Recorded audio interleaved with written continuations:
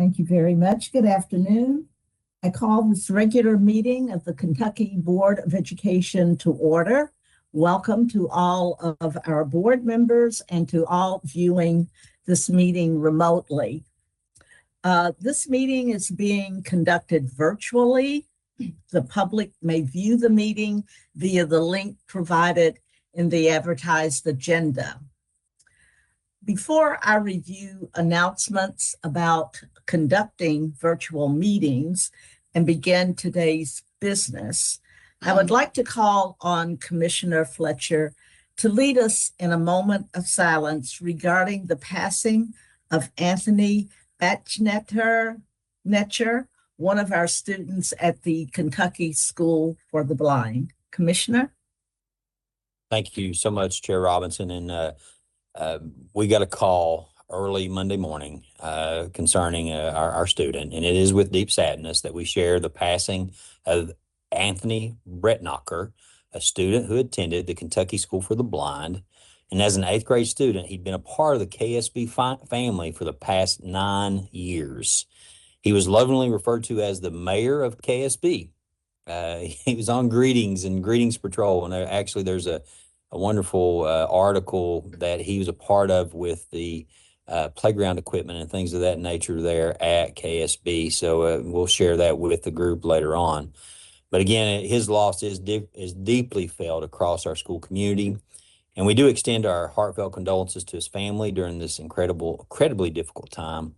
We also hold his friends, classmates, and KSB staff close to our hearts, and we mourn together with them. I did call Principal Peggy, talk to her, again, distraught, but again, losing one of their own. His passing leaves a profound loss across our school and community. And as we move through the days ahead, we ask that you keep his family and his loved ones in your thoughts and prayers. So if you would so choose, please I ask that you join me in a moment of silence. Thank you so much to everyone, and I'll turn it back over to Chair Robinson. Thank you, Commissioner Fletcher. I thank you as always for the compassion, care, and support that we see you continually bring to our students, families, and friends, especially in the time of sorrow. The meeting will proceed. I have a few announcements about conducting virtual meetings. This meeting must comply with requirements of the Open Meetings Act. Therefore, the Kentucky Board of Education members participating virtually must ensure that their video is streaming and they can be seen throughout the duration of the meeting. Members, please mute your microphone when not talking. However, remember that all discussions must be broadcast to the public, so be sure that your microphone is not on mute when you speak. Every time you speak during the meeting, please unmute your mic, state your name, and take a short pause. For any items that require a vote, a roll call will be necessary to record the vote of each member. At this time, the member should state his or her name, then state "I vote yes" or "I vote no." As a reminder, please silence or turn off other electronic devices that may cause disruption to your sound feed. I will now read the Kentucky Board of Education mission statement, which is to improve the future of all Kentucky learners by providing leadership, advocating for resources, advancing policy, and cultivating community partnerships to ensure each and every student has equitable access to high-quality, lifelong learning. And now, Dr. Jones, please call the roll. Members, good afternoon. Please state your name and say present when your name is called. Holly Bloodworth. Holly Bloodworth, present. Harold McKinney. Harold McKinney, present. Justin Pate. Julie Pyle. Julie Pyle, present. Randy Poe. Present. Chair Sharon Porter Robinson. Sharon Robinson, present. Lee Todd.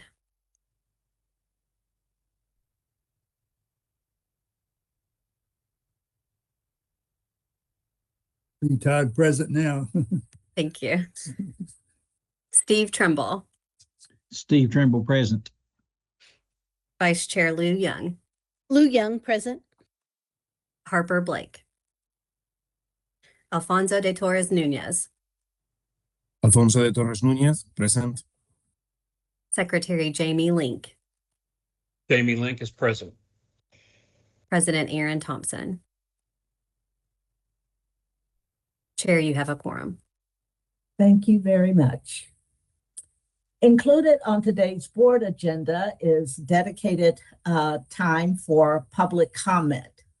Due to the transition to a completely virtual meeting because of weather conditions, written comments were accepted via email by the close of business on February 3rd. We did receive one comment after the deadline. That comment has been forwarded to all board members for review and will be attended to. So for now, we will focus on board internal business. First item of internal board business is the summary of meetings for December 3, 2025 KBE regular meeting day 1, December 3, 2025 KBE United We Learn committee meeting, December 3, 2025 KBE State Schools Committee meeting, December 4, 2025 KBE regular meeting day 2, January 7, virtual regular meeting, and January 28, 2026 KBE Awards Committee meeting. These minutes were distributed in advance, and I ask, are there any comments or corrections regarding these minutes? Hearing none, I will ask now for a motion to approve those minutes and a second. May I have such a motion? Steve Trimble, I make the motion.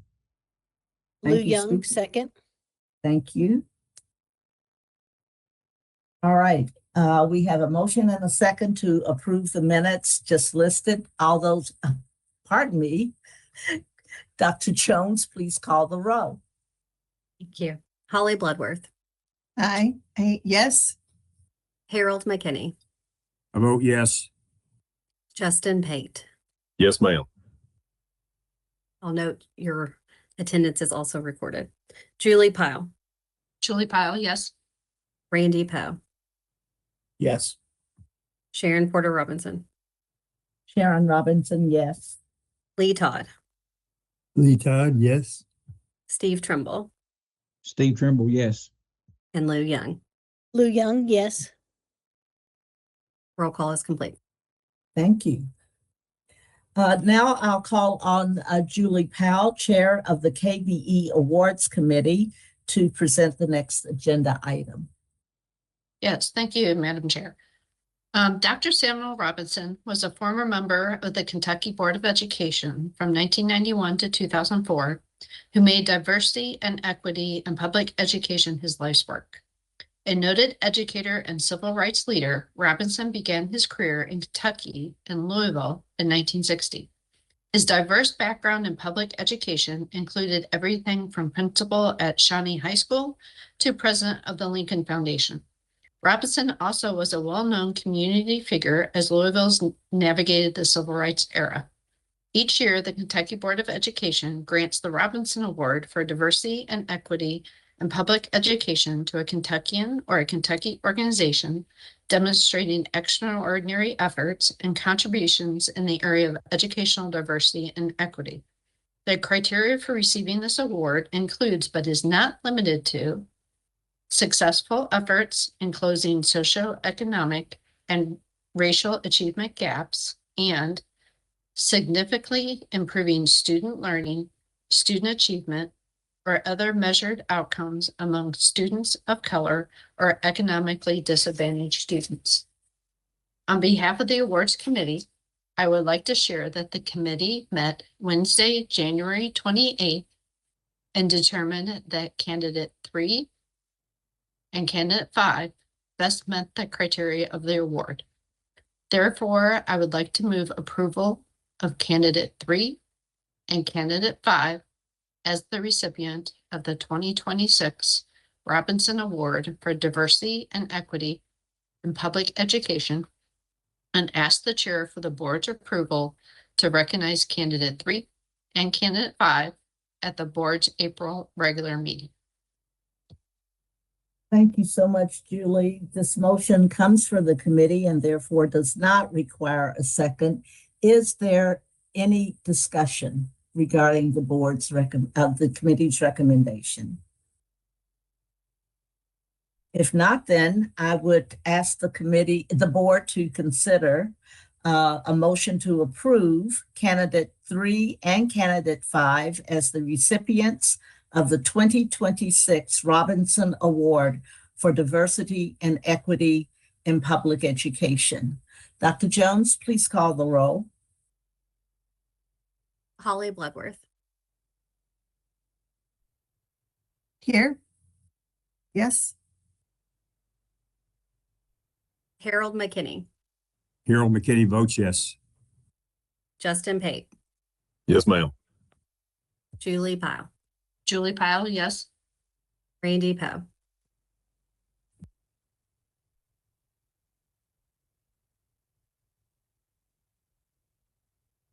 Randy Poe.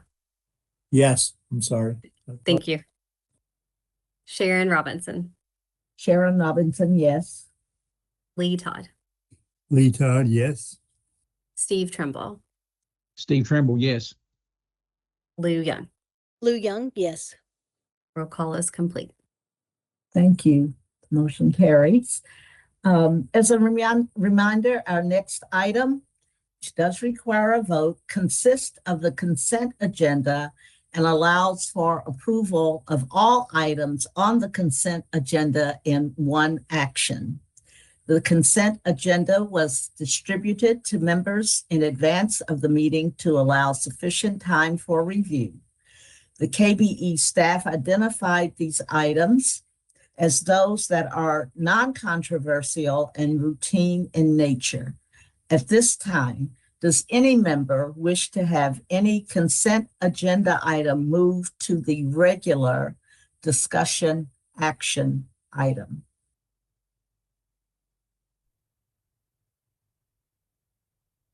I then will ask the board to entertain a motion to approve all items on the consent agenda. May I have such a motion? Harold Holly. McKinney, I move such a motion. Holly Bloodworth, second. Thank you. I will now call the question by asking Dr. Jones to again call the roll. Holly Bloodworth, Yes. Harold McKinney, Harold McKinney votes yes. Justin Pate, Yes, ma'am. Julie Pyle, Julie Pyle, yes. Randy Poe, Yes. Sharon Robinson, Sharon Robinson, yes. Lee Todd, Lee Todd, yes. Steve Trimble, Steve Trimble, yes. Lou Young. Lou Young, yes. Roll call is complete. Thank you very much. Motion carries. Now I'll call on board members who were invited to share much needed good news. Would you start?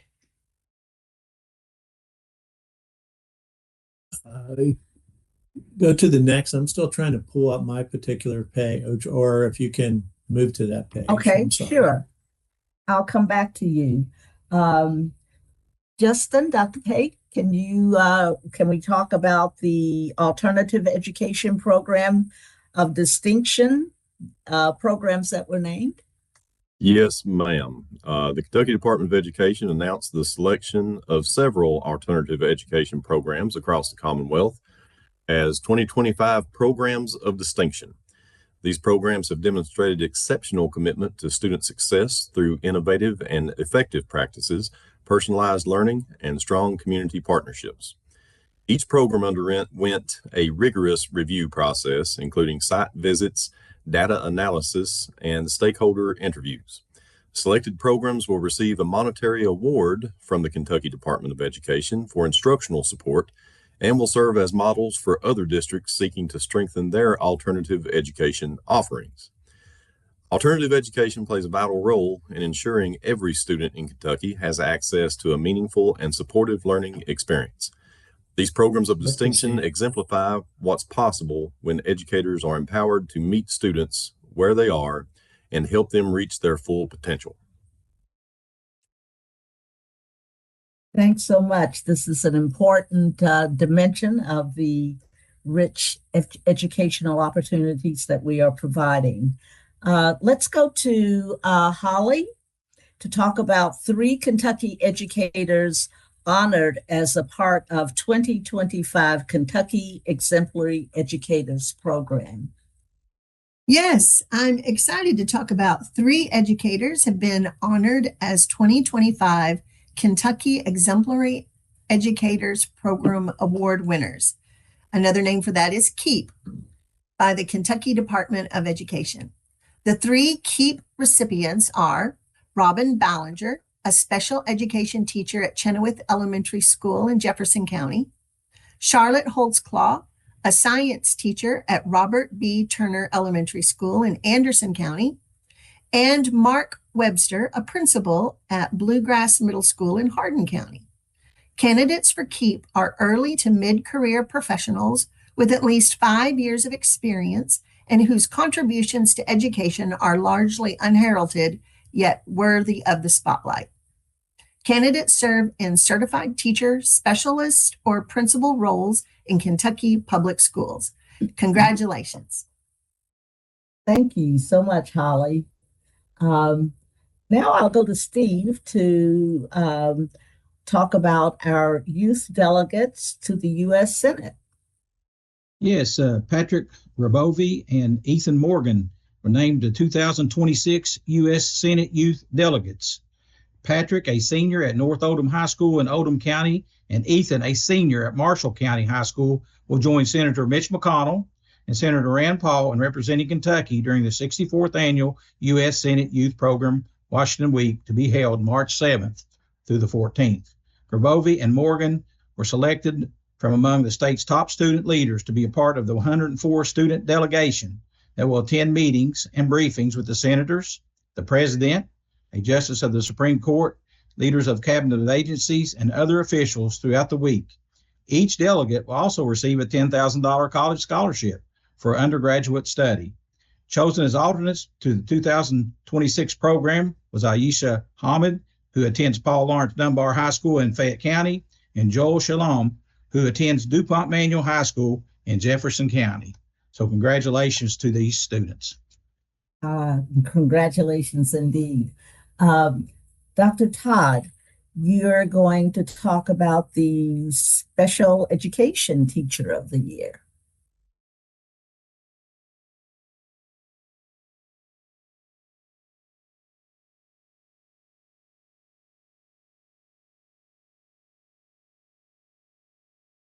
Dr. Todd, are you muted? I was just talking real low. I was muted. Thank you. I'm proud to announce that the KDE's Office of Special Education and Early Learning, in collaboration with the Kentucky Council for Exceptional Children, has recognized Jessica Ewart of Meade County as the 2025 Special Education Teacher of the Year. The Teacher of the Year Award celebrates special educators who go above and beyond in providing direct services to children and youth with exceptionalities, demonstrating excellence in supporting students with disabilities. Ewart is an outstanding special education teacher recognized for her deep commitment to both students inside and outside of the classroom. She initiated a community-based instruction program for diploma-track special education students, helping them gain real-world experience. Each year, she organizes a field trip to the Carl D. Perkins Vocational Center to expose children to the college life and to the available resources. Beyond the school year, UART runs Camp TESSA, which stands for Teaching Effective Social Skills to Students with Autism, a summer program, and serves as a court-appointed special advocate for those in her area. As an exceptional math co-teacher, she is praised by colleagues and administrators for her strong connection with students and her dedication to her success inside and outside of the classroom. Quite a special recognition for this young lady. Thank you very much. That is special indeed. Dr. Poe is going to bring us good news about a Kentucky teacher honored with this year's Milken Award. Yes, thank you. And I apologize for my computer screen going here blank. But we're back at it. Taylor County's special teacher, Sydney Newton, an English language arts teacher at Taylor County High School, was honored December 16th as the latest Kentucky educator to receive the Macmillan Family Foundation National Educator Award. Newton was presented with this award, which includes a $25,000 unrestricted cash prize and a surprise ceremony at her school that included students, faculty, and district and community leaders. The prestigious award, hailed as the Oscars of Teaching, was presented by the Kentucky Commissioner of Education, Robbie Floucher, Lieutenant Governor Jacqueline Coleman, and the Macmillan Educator Awards Senior Vice President Jane Foley.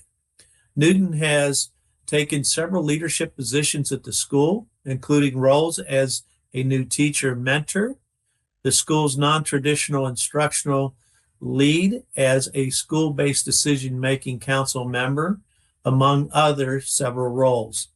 Newton has been praised for her ability to connect with students and the Taylor County community. She's part of the security team that greets students every day, and she either serves or has served as the Beta Club sponsor, a digital learning coach, and the yearbook advisor. Honorees from the 25-26 school year will attend all expenses paid Macmillan Educator Awards Forum in Washington, D.C. from June 12th through the 14th this year. Congratulations. What an excellent example of a quality teacher that we have here in Kentucky. Wow. I just love the look of surprise, but it is truly a much deserved honor, and we thank you for sharing that with us.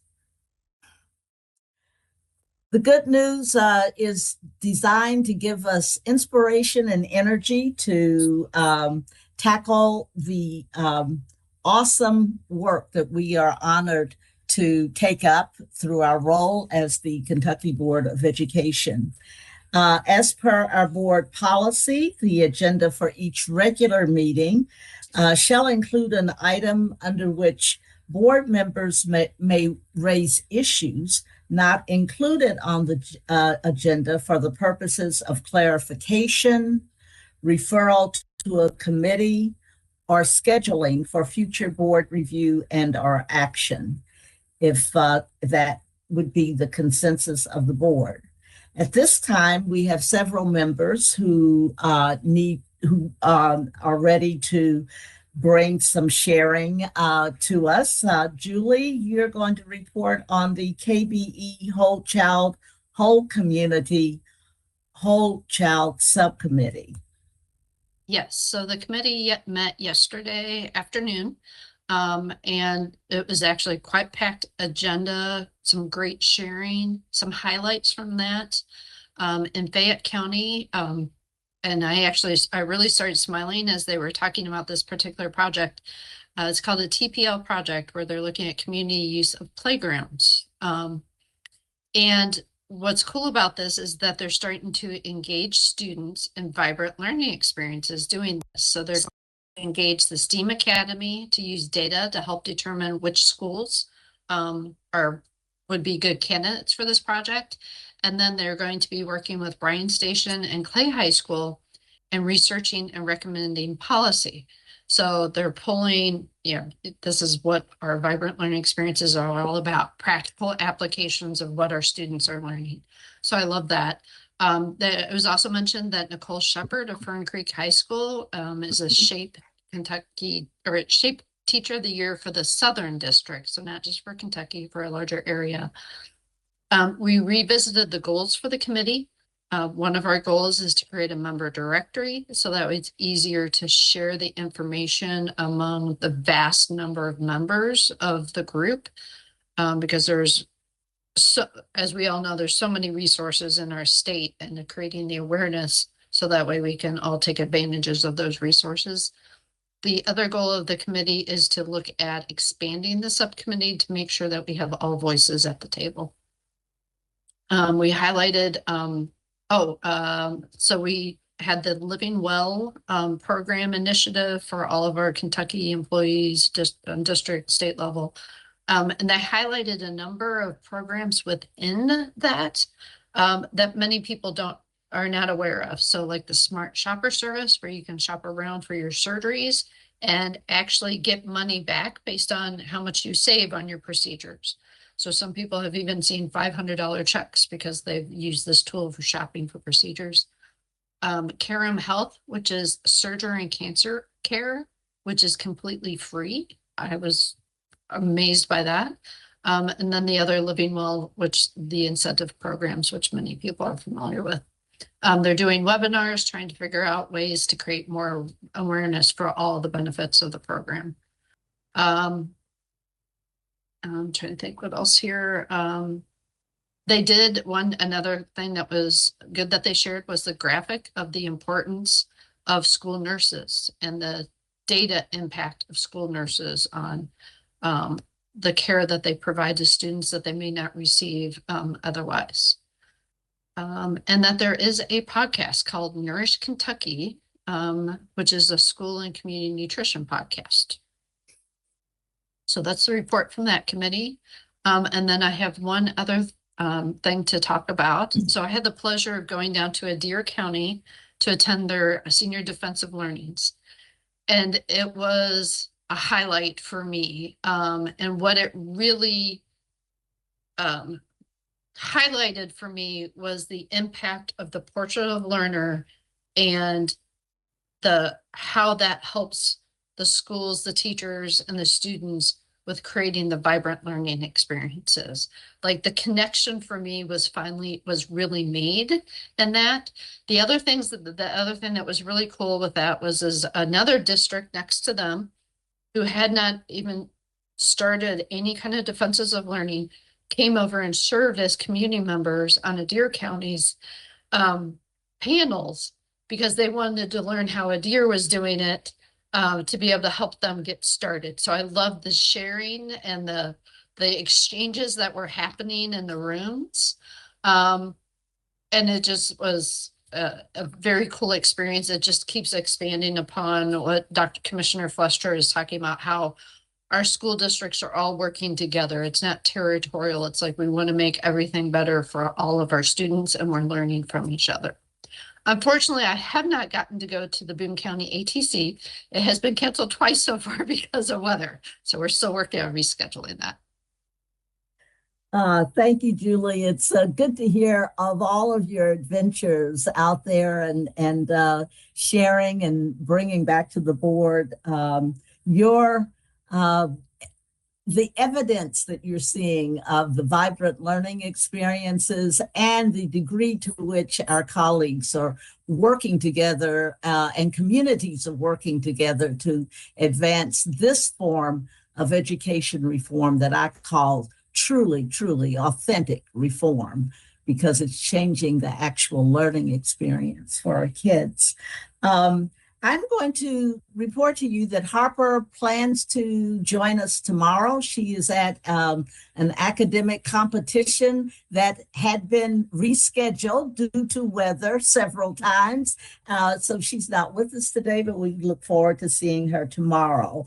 Dr. Young, you want to bring us an update on the Cool Council winter convening. Thank you, Dr. Robinson. We met on Friday, the 23rd, just before the snow came in that evening at the Sauer Building in Frankfurt. We had more than 80 people in attendance. Several new members of the Kentucky United We Learn Council were in attendance. It was a really vibrant day. And we talked a lot about House Bill 257 and how a lot of our work is coming to fruition, how much we appreciate Dr. Fletcher, Dr. Perry, and the team at KDE for carrying the water to the General Assembly on our behalf. We got a lot of candid feedback about where we are. Really appreciated the commissioner's comments that while we may not have completely accomplished our moonshot, we are definitely orbiting the moon. I saw that Artemis 2 was postponed this morning, and sometimes those things happen in fits and starts if we continue to draw on that moonshot metaphor. We also, Dr. Pate, I had the opportunity to talk about High School Transformation Network as the next iteration of the work of the Kentucky United We Learn Council. A lot of really robust discussion about where we are in the state of the Kentucky high school experience. And so I'll be bringing that information to the High School Transformation Network team as well. But thank you for that opportunity, and really, really proud of the continued commitment on behalf of all Kentucky learners by those members of the Kentucky United We Learn Council. So thank you. And Dr. Robinson, if I may, I'm going to be forwarding an email to all the board members from Bree Massey with Kentucky Educators Rising, but she's asked us if we're able to join them for their conference on March 5th. And especially to come to the awards ceremony that afternoon. And I've got that on my calendar. It's going to be in Louisville at the Expo Center. I think we'll see hundreds of Kentucky future educators doing their best work that day. I had a chance, I was accepted to present a proposal on behalf of the board that morning on Kentucky's portrait of a learner and what that means for new teachers to the profession. So be on the lookout for that email. Thank you. And I see Dr. Poe's hand is up. Yeah. Yes, Dr. I want to go next to Dr. Pate to talk about the high school transition work group meeting that was held at, Elkhorn Crossing, and bring us up to date on that, just to kind of keep in the vein of United We Learn and vibrant learning. Those are themes that we seem to have fully embraced. Yes, ma'am. I think a lot of people have embraced that. And, the best thing about the transformation network, that we're working on is bringing others into the understanding of that mission and the understanding of all of the tools and policy changes, regulations, all the things available. So the Elkhorn Crossing meeting has been set and scheduled. It actually occurs at the end of February, but we did have our planning meeting. That may have been what you were thinking about, Chair Robinson. Yeah. The planning meeting for that second High School Transformation Network team meeting has occurred, and we've got a solid agenda. We'll have some student speakers, and continuing on with kind of that innovation guide and going through it. And just as a reminder to the group, really the mission of this team is to identify barriers that exist to these innovations for school districts, to kind of create a list of the most important best practice that we can share amongst districts, and then to ultimately see, whether it be the Chamber of Commerce or the legislature, CPE, whoever it is, are there policy recommendations that we need to suggest that maybe we as a board even would need to look at to help guide this innovation. So, Chair Robinson, that's really where we stand right now, and we'll have a little bit more to report after this second meeting. Well, we certainly look forward to that. The whole idea is Kentucky has a rich repertoire of exciting things going on, and how do we make it possible and accessible to more and more students as their high school experience, so that they're ready to make those important transition decisions and life decisions and further subsequent education experiences. thank you so much for your work and all of those who are working with you on that further development of the whole concept of Kentucky United We Learn, because these are all of our students. I do have on the list Alfonso to bring a item to the board for sharing.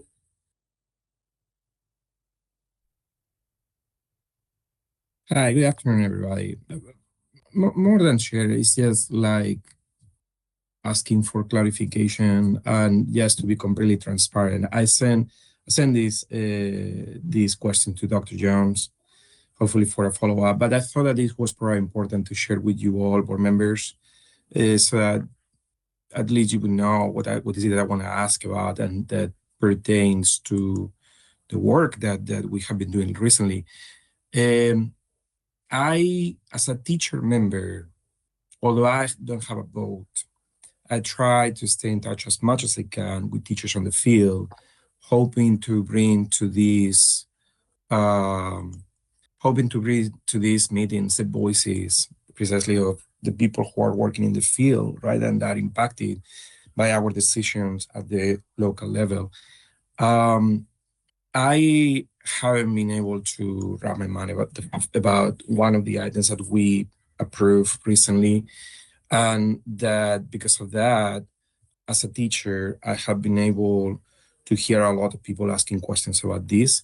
I believe that we as board members, we have received information from the Office of Special Education about this. But at the same time, I still wanted to bring this to your attention because, once again, as the teacher member of this board, I think it's important to hear this question as to how much our business can also impact in the daily lives of those who are already moving forward with and taking care of all of our students in Kentucky Public Schools.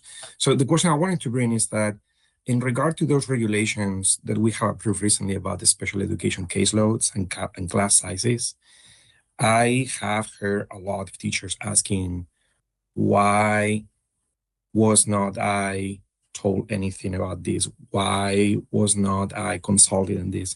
Has there been any protocol or any survey or anything that has been put out there for us to express our opinions and give our feedback on special education caseloads and class sizes?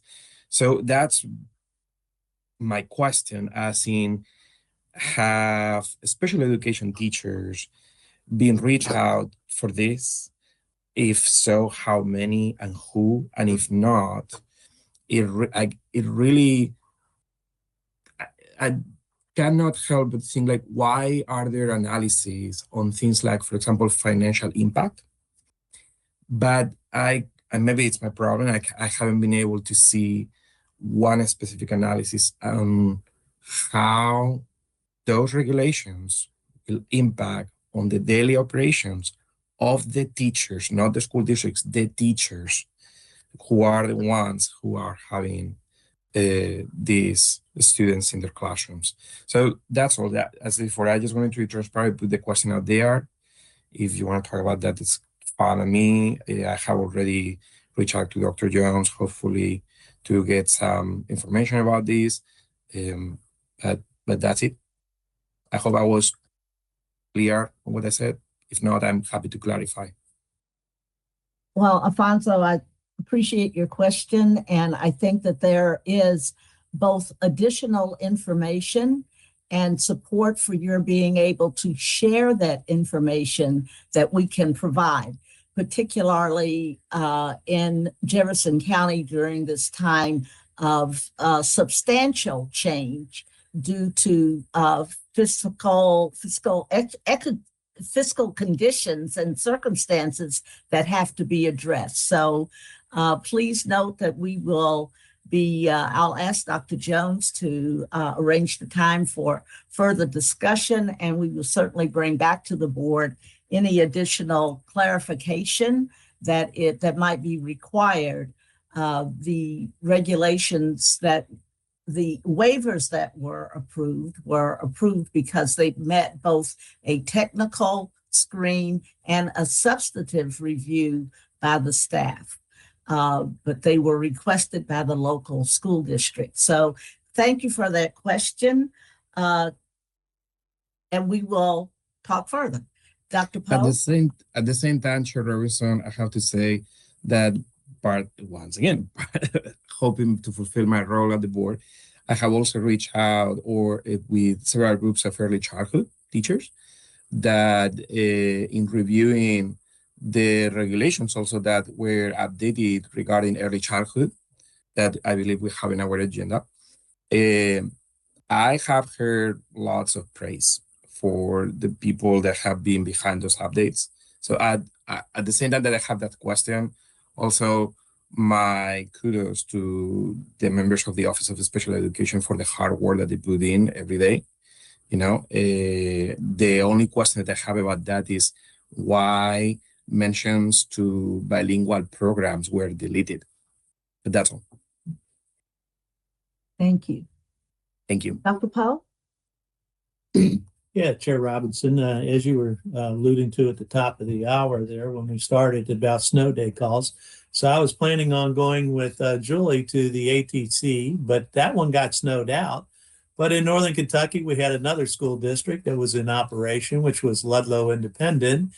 And so I shifted down and I went to Ludlow Independent and saw great examples of vibrant learning going on at Ludlow Elementary and high school. They're on the same campus there together. But what was really nice to see there, and this is one of the things that I hope the state continues to do, is it was a great example of vibrant learning with facility design. A lot of activities could not have taken place, let's say last year or the year prior, before they were able to upgrade their facilities to incorporate vibrant learning. So it's a great example of how not only learning but operations fall in the same place. So I did want to give a shout out to Superintendent Jason Steffen for doing that. And they are a district that's defying, the odds. They're not a very wealthy district. They have revenue challenges and poverty challenges, and created like a private little, university there of kids going on from post-secondary and getting dual credits. So a lot of great work. So I want to give him a shout out for hosting me yesterday. It sounds like you had a very fulfilling experience, quite worth getting out in the whatever the weather. That's right. Well, see, that's the thing. Different parts of the same region. One part of the region 5 miles away got 5 inches of snow, and the others didn't get a thing. Just in the same right little corridor. Wow. Well, I don't see any other hands. I'm going to close out the board sharing by reporting to you that at our last meeting, I raised several questions regarding the regulatory support and boundaries of our site-based management groups. And I got a chance to kind of go to school, thanks to Dr. Foster and her staff. And I will ask them to share the material that I had a chance to review for your further reference regarding how over the course of time, I feel that Kentucky has done an amazing job of supporting very focused and intentional work with our site-based management groups all across the state. And we have the resources necessary to provide further support upon their request. And of course, some is required by our regulation. But I was just quite impressed by the degree to which we have supported site-based management councils and help them stay focused on their students, their community, and their advocacy on behalf of those students. And so I want to thank the staff at KBE for helping me go to school on site-based management councils. And I wanted to share with you that I feel we've done just an excellent job of making sure that something that was a good idea about 25 years ago remains a good idea because it's actually working and we know how to support their further development.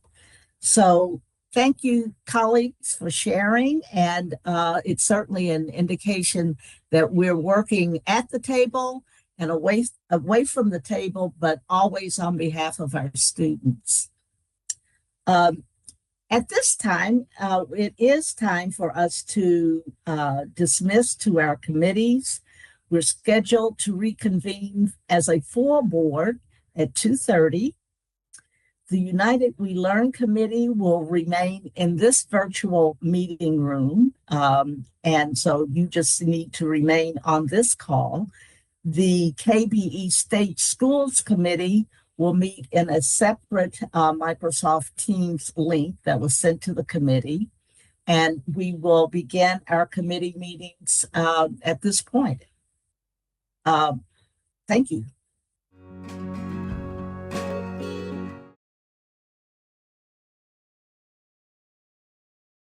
Right. Well, I call the meeting of the United We Learn Teaching Learning Committee to order. I'll do the roll call, so please respond. Holly Bloodworth here. Justin Pate. Here. Julie Pyle. Julie Pyle, present. Lee Todd. Lee Todd here. Lou Young. Lou Young here. Harper Blake. And Aaron Thompson. All right. Well, we're excited to be learning today about the We Lead Computer Science report and the update on computer science. So we have the We Lead Computer Science Chief Executive Officer, Alicia Sells. She's the KDE. We also have the KDE Chief Academic Officer, Mickey Ray Marinelli, and the KDE K-12 Computer Science Lead, Sean Jackson, to present the update. So I will turn it over to you guys. Thank you so much, Chair and members of the board. I feel especially honored. This is the first ever We Lead Computer Science report that we're able to bring forward today. And this school is providing just exciting work-based learning that's supporting the development not only of computer sciences, but career exploration in terms of technology. And so just excited to have Alicia Sells. As mentioned, she is the Chief Executive Officer, and she has built out just the most recent data. And this presentation captures a lot of their efforts and work from 2024, 2025. And then, as noted, Dr. Sean Jackson will be with us at the end of that presentation to give you more of a statewide perspective on what's happening around computer science education in Kentucky.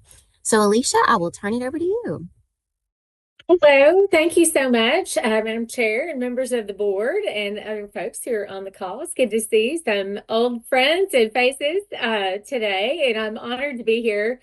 First of all, I just want to thank you for letting me reschedule. I had the flu when I was supposed to see you back in December, and so I really greatly appreciate the opportunity to be with you today. So if I understand, I'm to prompt verbally for advancing the slides. So I'd like to ask if we could go back to the first slide and show the video that I have to share with you. We have one student in particular, we kept looking for opportunities for him and it just wasn't happening, but he's found his place now. He's actually doing a paid internship through Procter & Gamble, and in Louisa, Kentucky, that wasn't possible before this. I learned about We Lead CS from my school. They helped me get job opportunities and this internship, and I just really have liked this. Ryder, we first met through a program called Jumpstart. So we worked with Alicia and her team to identify a couple of candidates, and Ryder was there. He was asking questions, he was diligent, he was respectful. He was coming in with good ideas, right? Sometimes we put the students into smaller groups, right? He was collaborating in his groups. So he was showing us all the base things that we want to someone who we think will then take advantage of the summer experience.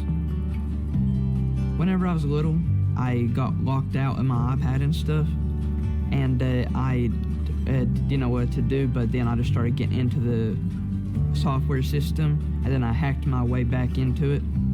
The fact that we have so many young students coming in talking about, I was building my own PC, or I took my dad's computer and deconstructed it and all of that. These are stories we hear a lot, so it's very much in line with the type of person we're looking to hire, right? Someone who is curious, right? Someone who wants to test the limits of their knowledge and understand how things work together. It's been great. I made a lot of friends while I'm here. I just love technology and stuff, and I hope that one day I can become like cybersecurity or something to help people if they get locked out or something, or like just protecting like a firewall or something. So you got to be a hacker to stop the hacker. I like Wheelie CS because I like to learn virtual. I'm at home and stuff, and that also just gives me confidence because it's in my area, and I just got to be close to my friends and family. We're thrilled that kids can find the things that they want to do, because that's what teaching and learning is all about, is finding your place in the world. I just knew I was going to be good and stuff at what I was doing. It was just something I signed up for, and I'm glad that I did.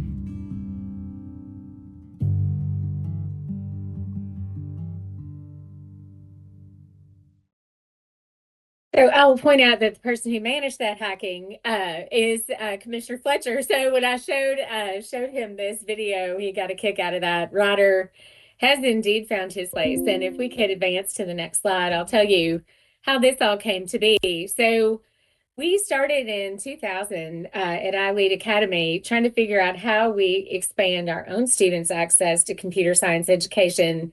None of the 5 districts that send students to iLead had a computer science program.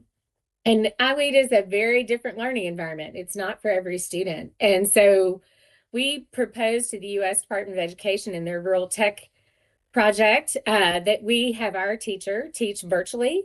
It was before COVID, so I don't know what we were thinking or how we thought we would do that, but that was our proposal, and they named that idea one of the 5 most innovative ideas in the country to expand rural students' access to computer science education.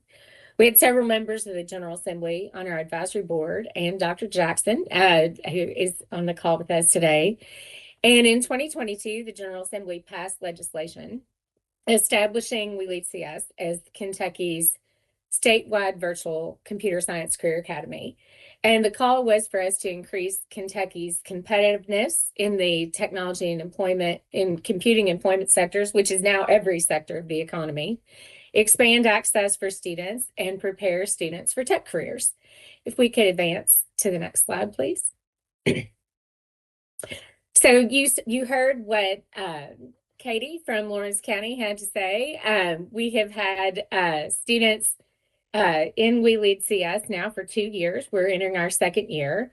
The General Assembly appropriated $3 million for us to carry out the mission that they set forward for us in the statute in this last legislative session. And I'm going to talk to you a little bit today based on our statutory requirement to report to the state board and to the General Assembly on our progress. So these are just a few quotes that I won't read for you, but you can just read for yourself. We are bringing new opportunities to students in districts across the state. And districts are responding very well to that, which you'll see from our growth. If we could advance to the next slide, please. So these are our current partners that we're teaching during this school year.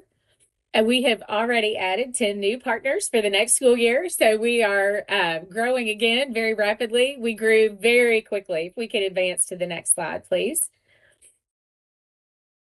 In 2024, we had 68 students in 5 schools. In 25-26, this current school year, we have 220 students in 26 schools. 2 of those schools are middle schools. So we have students enrolled in dual credit. In 24-25, there were 59. Those students earned 190 hours of college credit, or 59 course credits. We had an 87% pass rate on the computer programming and program assessments that they took. These data points are, by the way, established in statute for We Lead CS of things that we must track throughout the year and report to both you and to the General Assembly. If we could advance to the next slide, please.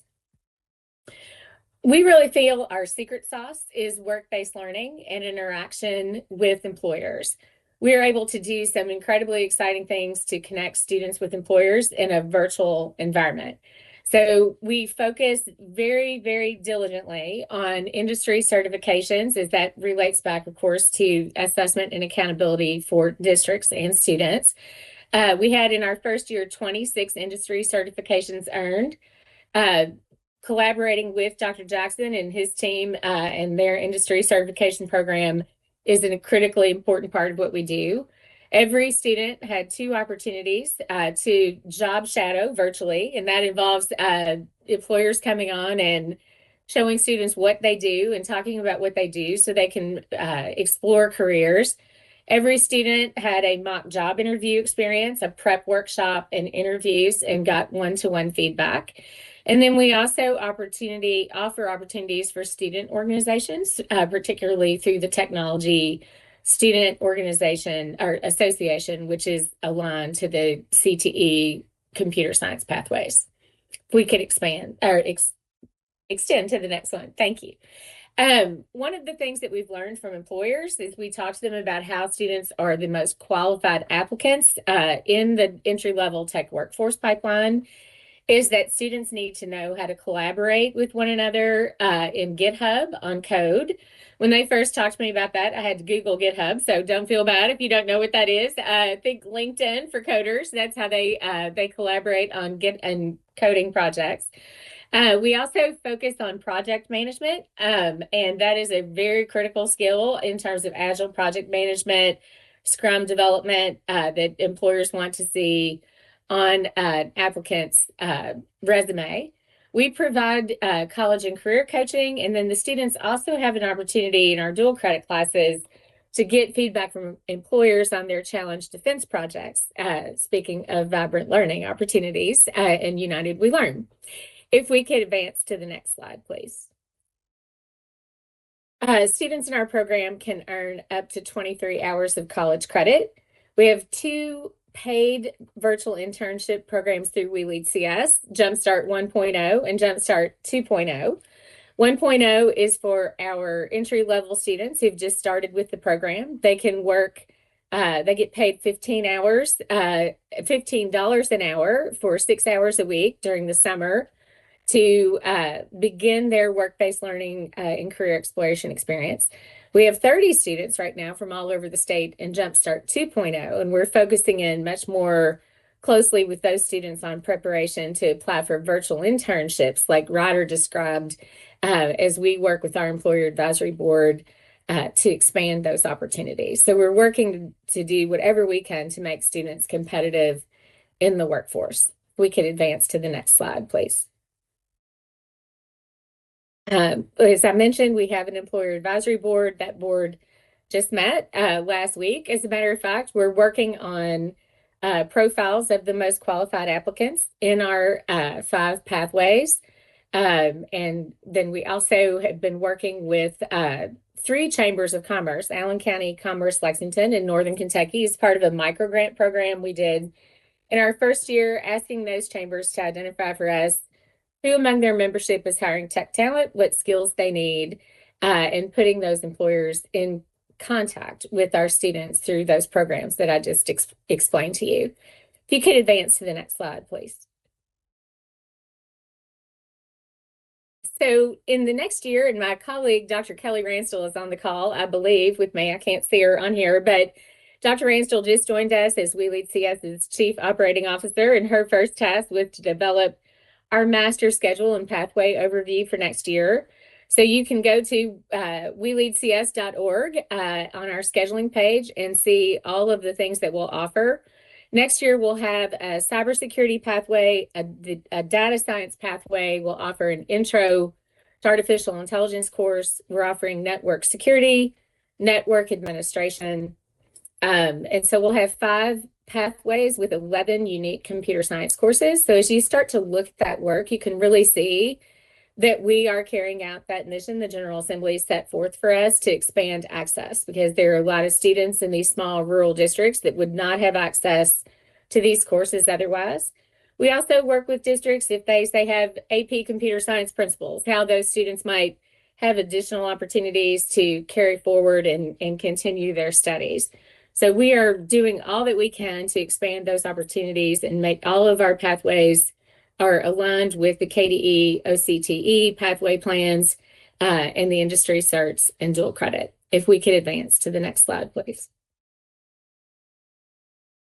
So in 24-25, we're operating a $3 million appropriation from the General Assembly. We did request $5 million in this next cycle. I don't know that we'll actually need $5 million to operate it. A lot of what we're doing right now is working on scheduling and adding districts. And I'm in constant communication with the General Assembly about what that looks like. The House has included $3 million in the budget as a placeholder, with the understanding that I'm to report back to them in March to tell them what our staffing needs are for the next year. So it will be somewhere between, I would say, $3 and $4 million. It would be our next appropriation. Okay, so that's gives you just an overview of our program. It has been such a pleasure to work with Mickey and her team, and Marty Park and the folks at OET, and Dr. Sean Jackson has been such a great advocate of this as we talk constantly about how we can continue to expand opportunities, and we also work closely with OCTE. So we're happy to provide any additional information that you might like to have about student progress, student opinions about what it's like to learn virtually in this world. We survey the students several times throughout the year, and you can find a lot more information about us on our website. So that's my presentation for today. If Dr. Jackson wants to add to that. Yeah, I can't emphasize enough how We Lead CS is filling in the gaps for computer science learning in the state of Kentucky. We've had a lot of districts provide foundational learning in computer science for many years, but proofing out and making sure that a pathway exists in those school districts, that's the secret sauce. That's what We Lead CS is really trying to do. Is if you don't have anything, We Lead CS can help you. If you need to fill out and finish a pathway, We Lead CS can also help you. So it's a key part of the overall strategy for computer science in Kentucky. And I'll just say that the story of computer science in Kentucky continues to have some success.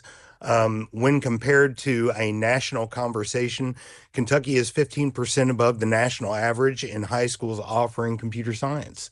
You know, we need to capitalize on that. Can we do better? Of course we can. We can always get better. We know we can always improve. But I think it was in that video, it really was crucial to focus on the word curiosity. That's the key to educating and engaging students in all types of vibrant learning experiences. And we really find that curiosity in computer science courses where students are like, I don't know what I don't know about computer science. And then you start to educate them and move them along through the process. And that mission to provide that curiosity, that love of learning, that mission is supported by our Office of Teaching and Learning, our Office of Career and Technical Education, and of course our Office of Education Technology. The CSIT Academy, funded by OET, provides relevant computer science industry certifications, AP exams, and professional learning to all schools in Kentucky. Just engage with us. We can figure out what we can do to help you along your computer science journey, or see where we can start. And I would just like to highlight, I know Alicia mentioned middle school computer science. That is our highest enrollment course in the state of Kentucky right now. Our middle school computer science, middle school computer science course code last year had 4,800 students enrolled. That's really, really awesome, because that shows that our high schools are interested in providing that pipeline approach to make sure that students enter high school with a good run and go to engage in these dual credit courses or AP courses with that foundational knowledge that we're talking about. And another point of success that I would like to point out is kind of the innovative approach that Kentucky has taken. Unlike other states, we've taken the approach with our certifications for computer science for the approval for teaching computer science course code. So that code allows any teacher with any base certification to engage and teach computer science. And currently, or as of last year, 104 teachers in the state of Kentucky used that mechanism to teach computer science to our students. And so that flexibility, that innovative thinking, and outside the box thinking, it's something that we do a lot in the state of Kentucky when it comes to education to try to improve the outcomes for our students, because that's the only reason that we're here, is make sure that students have, for lack of a better, phrase, a good run and go at life. And it doesn't matter if they're going to continue on into the collegiate realm or go straight into an industry. Foundational knowledge is key to making sure that those students have that chance and that opportunity to engage in high quality learning and productive thinking when it comes to computer science. And so I'll just open it for questions. I know there's a lot of questions probably involving how is artificial intelligence going to be involved? How are we going to make sure that our students are still learning relevant information? But really appreciate We Lead CS's leadership in this space and advocacy. Yes, I see hands up. Commissioner, is that you? Oh. Yes, thank you so much, and thank you, Chair Bloodworth, too. Just a couple of comments. My first comment is I'm a firm believer that every single kid has a talent or a gift. And it's a matter of finding the opportunity for that child to have that talent displayed, to have that gift displayed. And Ryder is a perfect example of this. Ryder is someone that has a gift when it comes to this, and he works hard, and he does a lot of good work. And matter of fact, had the opportunity to do the internship with Procter and Gamble.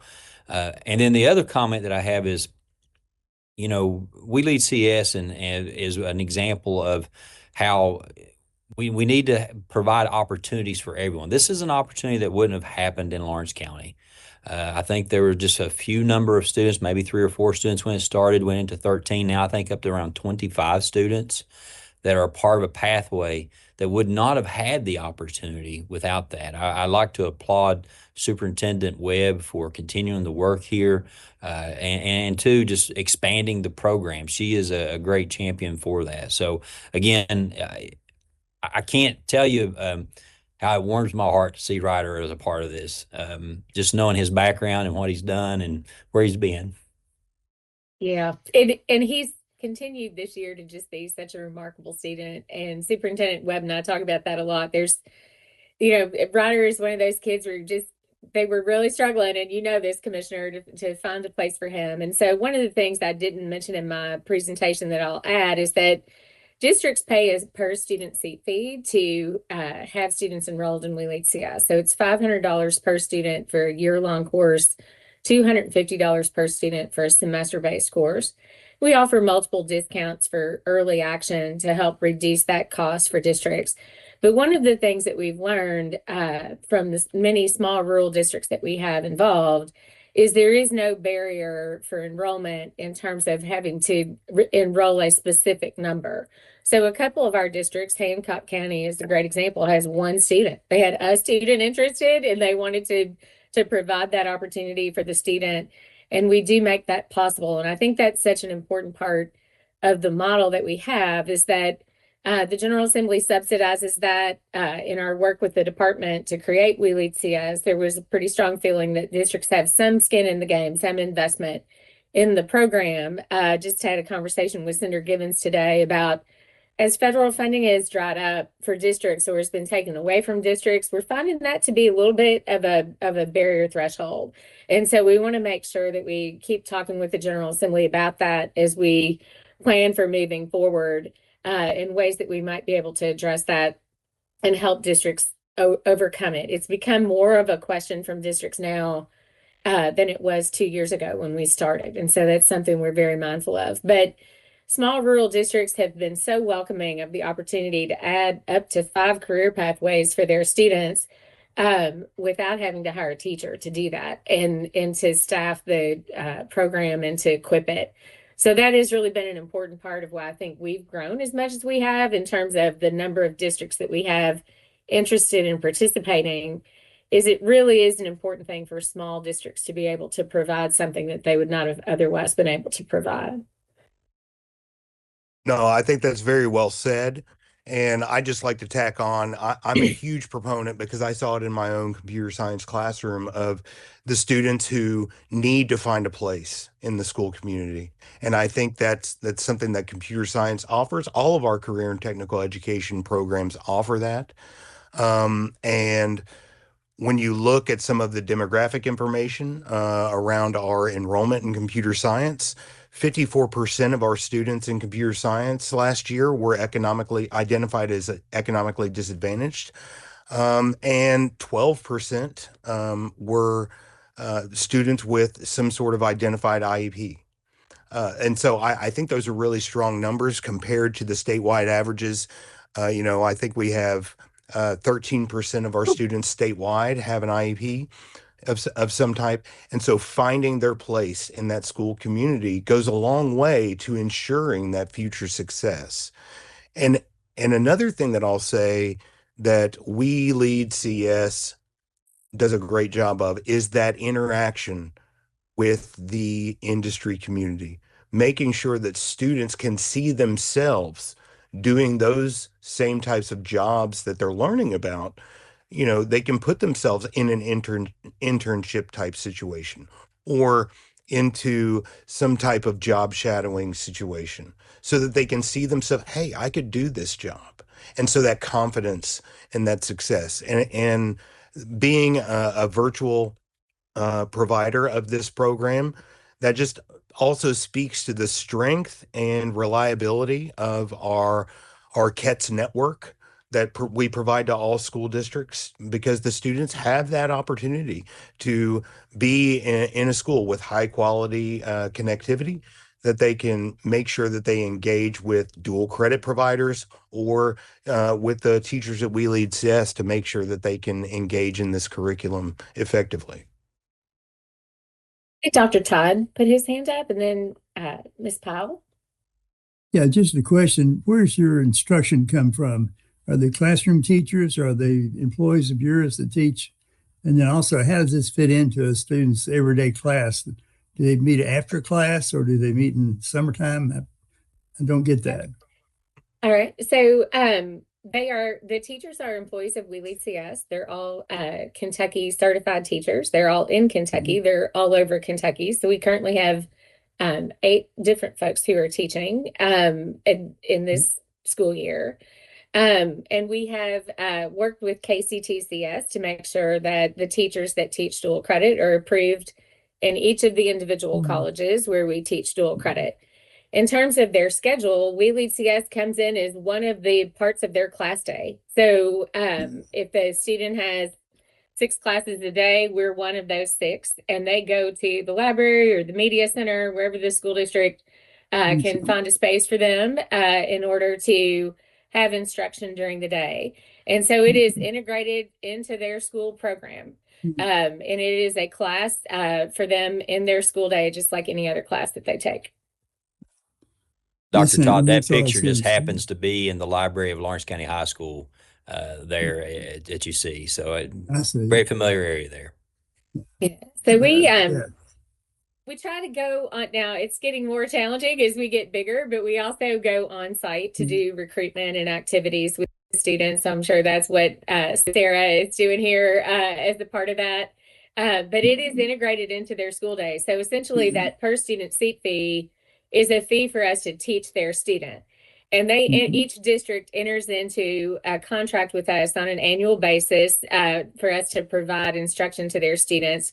We've worked with the department. Our grading is in Infinite Campus, so we're integrated into that as best we can be. And then we also work with the districts to report all of the measures on college or post-secondary readiness that track back to their assessment. So one of the things that we learned about at iLead is it is difficult to get educators to think about students leaving the building and going somewhere else and leaving their home high school for whatever reason. These students don't go anywhere. They just stay there in their home high school, and this is just a regular part of their day. They also have access to the teachers for tutoring and coaching support. That's a big question that comes from us from districts is, do they have to have a subject matter expert to support the students? And they do not. Thank you. I think it's a wonderful way to reach out to some communities that can't afford to have a computer science teacher on campus for sure. So yes, good job. Absolutely. Thank you, sir. Ms. Powell? Yeah, excellent. I agree with Dr. Todd. I mean, to be able to have students have access to something they wouldn't normally have had.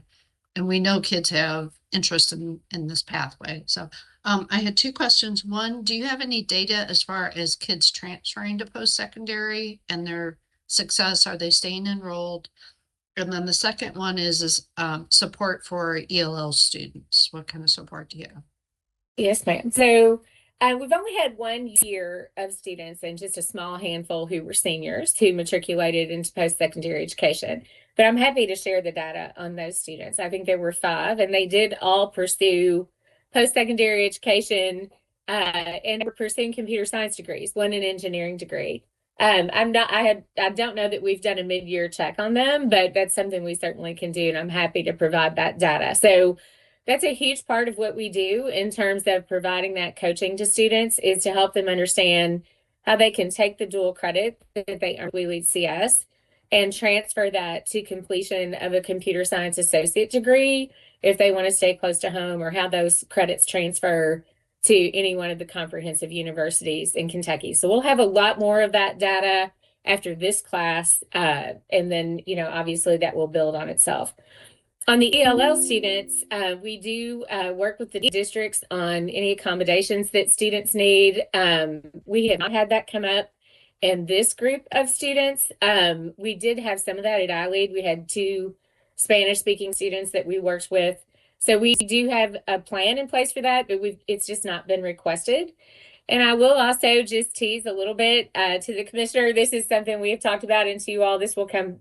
We do have some interest from both the School for the Blind and the School for the Deaf in offering this program for their students. And so that would also be something that we would be really excited about exploring with those 2 schools. And we've had conversations with them just as recently as today with the School for the Deaf. So that's another thing that we really want to try to do to expand our services beyond just traditional students. Are there any other questions?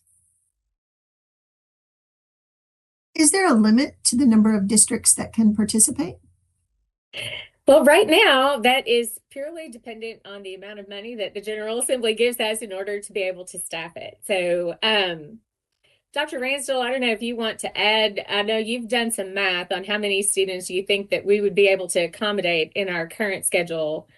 We have some room for growth within our current staffing complement, which is why I said I'm not sure exactly what that final number is. We're going to ask the General Assembly for in this session. But I think right now, if we had that $5 million appropriation, we should be able to serve around 750 students, which would be a huge swath of districts in the state. That's correct. Well, that sounds wonderful. Thank you all very much for this presentation. It really opened my eyes to things that are available to districts, and it's really exciting and lines up so completely with our hopes for all students in the state for vibrant learning. You could tell from just hearing that student talk how much it meant to him and how it was opening his whole life to opportunities beyond, just right where he lives. So that was really exciting. So thank you very much. Well, sure. Thank you for the opportunity. We appreciate it very much. So I believe we need a motion to adjourn. This is Lee. I so move. And a second. Julie Pyle, second. And Glypsis, would you like to do the roll call for adjournment? Chair Holly Bloodworth. Yes. Dr. Justin Pate. Yes, ma'am. Julie Pyle. Julie Pyle, yes. Dr. Lee Todd.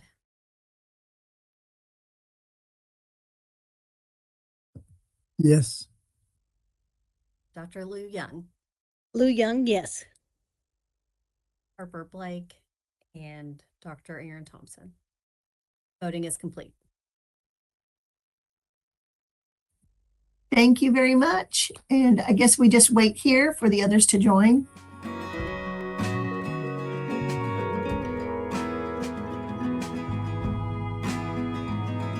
As a full board, back to order, and ask if our committee chairs are ready to make their reports. Calling first on Holly to report on the United We Learn Teaching and Learning Committee. Holly? Yes, we had a really informative meeting this afternoon. We heard from the We Lead Computer Science Chief Executive Officer, Alicia Sells, KDE Chief Academic Officer, Mickey Marinelli, and KDE K-12 Computer Science Lead, Sean Jackson. They were talking to us today about the We Lead Computer Science program. It's a virtual career academy offering virtual computer science classes to districts all across the Commonwealth. The classes are getting students ready in the virtual world with lots of work-based opportunities. They call that their secret sauce. They are offering, helping students earn lots of different industry certifications. They get to do job shadowing. They have mock interviews, and they even offer student organizations. They showed us some charts of just the increase in the numbers of students that are participating and just some of the things that they are doing. And really looking at just the increase in the number of students from last year to this year is pretty amazing and really signals, I think, that a real need is being met in some of those districts, especially some of our smaller districts that can't really offer maybe computer science classes or have a computer science specialist in their district. This is fulfilling those needs and allowing students in those more rural districts to have access to so many amazing programs. We heard from one student that was doing like an internship type thing with Procter & Gamble. So his whole world was being opened up. So they work with Kentucky employers. They have an advisory board, and they're always looking at what may be coming next. One of the students talked about wanting to pursue cybersecurity, and they're looking at doing more with that and AI, data science, those kinds of things. Of course, the districts pay a little bit. I mean, honestly, it wasn't, I don't remember what the number was, but it was very reasonable amount for students to participate in this. But as they increase students, they're going to need more funds. So, fingers crossed that they can get the funds they need to offer this really important, vibrant learning experience to students, because it is something that I think students are really interested in, and a real great opportunity for many of our students to find their place in school. So we really appreciated the presentation. It was very exciting to hear about it. Oh, thank you. I had a chance to peek in on that at the end of our state schools committee meeting, and it was fascinating. Dr. Poe? Yes, before I start ours, I just want to say congratulations to Alicia Sells and the work that she's doing. I have to throw out there that I was very happy to work with her in the initial stages with NKYC seeking funding. So it warms my heart to see that the success of this program continuing. So congratulations, Alicia. And it was always hard. I had two screens going on. wanting to watch that, to see that from that early start and then doing ours. So I was late starting our meeting. But we did meet and we had a great time meeting. It's always hard to follow Holly and the great passion she has because of the learning processes she played.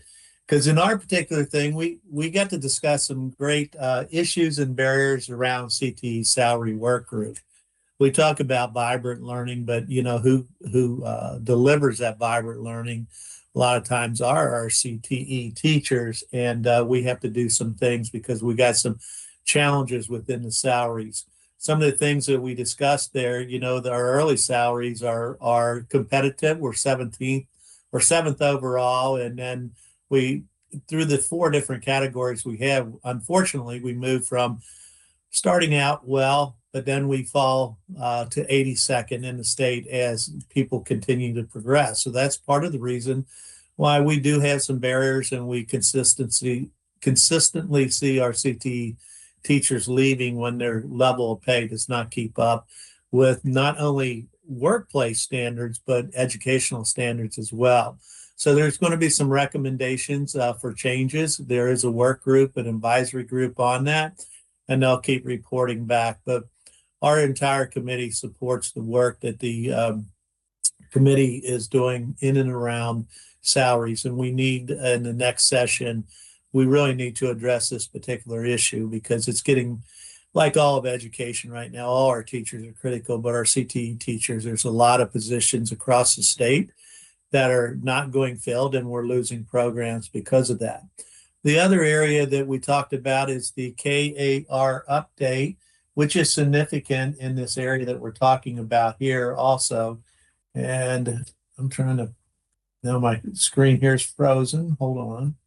To get the official title of that. It's 16 KAR 2.020, the occupational based teacher certification. So what that does is for our really extreme areas to keep up with workplace, because the majority of anybody getting a skilled certificate in this area is not working towards an associate's degree, but what's considered a master's within their field. That's HVAC, electricity, and plumbing. If they hold a Kentucky master's license in that area, they would not have to have that particular associate's degree. So that legislation was reported as moving through the paces, and it has now been referred to as part of the regulatory process, and has been referred to the LRC Subject Matter Committee for review.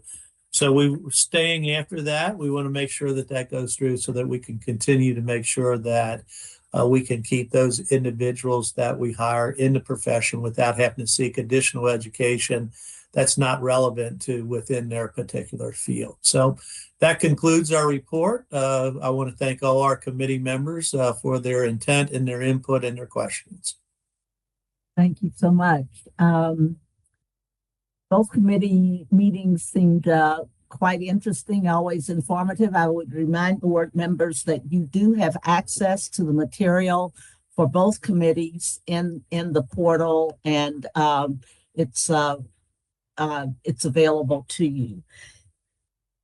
We now go to our review agenda and begin with a presentation regarding our strategic dashboard.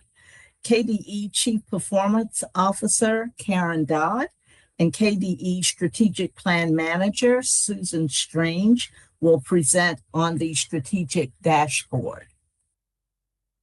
Chair Robinson, good afternoon, Commissioner and board members. We're really happy to be here with you today. Susan's going to be pulling up our strategic dashboard to go through.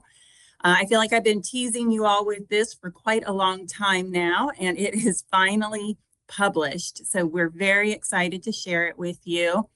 I just want to be clear that this is a strategic dashboard versus what you would find out on the school report card or in open house. This dashboard is really focused on the strategic goals in the Department of Ed's strategic plan. So that's what we're going to be seeing today. This dashboard is also going to be kept up to date on a very regular basis. So You'll see that we have key performance indicators, and some of those we're able to update a couple times a year. So as our data becomes available, we'll be able to update this dashboard in real time. So with that, I'm going to go ahead and turn it over to Susan, and she's going to walk through it. Good afternoon. Thank you all for having me. As Karen said, I am Susan Strange and I'm the Strategic Plan Program Manager. And what I want to do today is just walk you through our strategic dashboard and show you a few things. But you can obviously peruse this in your own time. So first off, when you open the strategic dashboard, you're going to land on what we're calling the overview page. So it's just a quick snapshot of all of our goals and where we are currently. And then if you click on about the goals, then you'll get a little bit more descriptor on each of those goals and where we got the data from. Moving on, if you look at the top of this, all of the buttons, the navigation buttons across the top there, those are our what we're calling customer stakeholder goals. And then below that is going to be our operational goals, customer satisfaction, leadership capacity, process management. And then we have a link for resources, which I'll talk more about in a bit. So our first goal for customer stakeholder is our accountability system. So you'll see that we've got the goal here, implement an accountability model that includes vibrant learning, making it meaningful and useful for all learners. So that's our goal on this one. And then we've got a timeline here of what needs to happen for us to get that through the approval process. So that's kind of our goal on this one. It's slightly different than the rest of them. Then if you scroll down, this is our key performance indicators, and our key performance indicators for this particular goal is local accountability implementation or development, vibrant learning experiences, and portrait of a learner. And so what we're showing here is we're showing where the districts stand on that right now. So they've got a couple of different stages that we're calling them: not engaged, starting, spreading, sustaining. And you'll see that we give a description here of what each of those means. And this has been defined by the Division of Innovation, their regional innovation specialists who are gathering this data for us as well. If you want to switch your key performance indicator, you can go back up to the top here, and then this will allow you to switch the key performance indicator. So local accountability, we can switch to portrait of a learner. And when we scroll down, you'll see that now this has changed to portrait of a learner development. And then we can also switch and look at vibrant learning here, vibrant learning experiences. Okay, moving on to chronic absenteeism. The chronic absenteeism one you'll notice is slightly different. So it doesn't have a key performance indicators filter like the other one did, because we have grouped those together underneath here to give you a better view of those. So the one that we have is to decrease the percentage of Kentucky schools with high or extremely high rates of chronic absenteeism. And then we also have repeated that vibrant learning experiences, starting, spreading, sustaining on this one as well, because it's also a KPI for chronic absenteeism. Scrolling back up, I want to talk to you about our groups here. So this is how you can filter based on our demographic groups. So you've got gender. For this one, for chronic absenteeism, we also have grade levels. Then you have locale, so rural or urban, and then program. And then underneath here, we have race and ethnicity and socioeconomic. So you can click on any of these, and if the graph can be filtered, it will filter. So for example, if I click on gender female, then it's going to filter this graph here to talk about genders and females. Okay, moving on to early literacy. On the I'm sorry, I do want to go back to chronic absenteeism. I'm sorry. I also want to point out our data card over here on this side. As you all know, we've done a lot of work with the chronic absenteeism awareness campaign. And so we really wanted to put that information somewhere. And so we've added it to what we're calling a data card on some of these goals. And if they have a data card, there'll be a picture there with some information. And if they don't, then it'll just be a standard KDE photo. So awareness campaign numbers here, and then we also have some numbers for positive behavioral intervention system and resources. Okay, now I'm going to move on to early literacy. So on early literacy, we also have your selected group, your demographic breakdown here. And then we also have the KPIs here. So the KPIs will change based on what you're choosing here. So decreasing elementary grade band novice rate on the Kentucky Summative Assessment in Reading also has some demographic information. So when you switch, it should switch these down here as well. Let me see if I can find one that's a little more drastic. I'm sorry, our internet is very slow today. There we go. So you'll see that it is switching the KPI down here as well. So if the KPI has any demographic information tied to it, it will also work with this filter. Okay, numeracy is set up the same way. Select a group, select a key performance indicator, and then numeracy also has another data card on here. Early literacy had one as well for the reading academies, but numeracy has the reading academies, and then we also have some of the information on the mathematics achievement fund with the coach teachers and the coaches. So that's information on that. Okay. Moving on to educator recruitment, and I'm going to take this back to total here. Excuse me. There we go. So moving on to educator recruitment, this one, the KPI is slightly different on this one. So for example, our first KPI is to increase enrollment, concentration, and completion rates within the teaching and learning pathway. So on this KPI, if you'll notice down here, we've got all of the years on here, and then we have the number of enrolled, concentrated, and completers under that year. So you can see how those stack up. Then we also have Ed Rising participation numbers. And then we have the registered apprenticeships, which is new this year. We tried for for the user's ease to set these pages up so that they looked very similar across the goals. That way you knew exactly what you were doing on each of the pages. We have made some adjustments just based off of the key performance indicators that have been chosen for that particular goal. And now that we've got the basis for this, as Karen said, we want this to be fluid. We want it to be dynamic and change as new information is presented.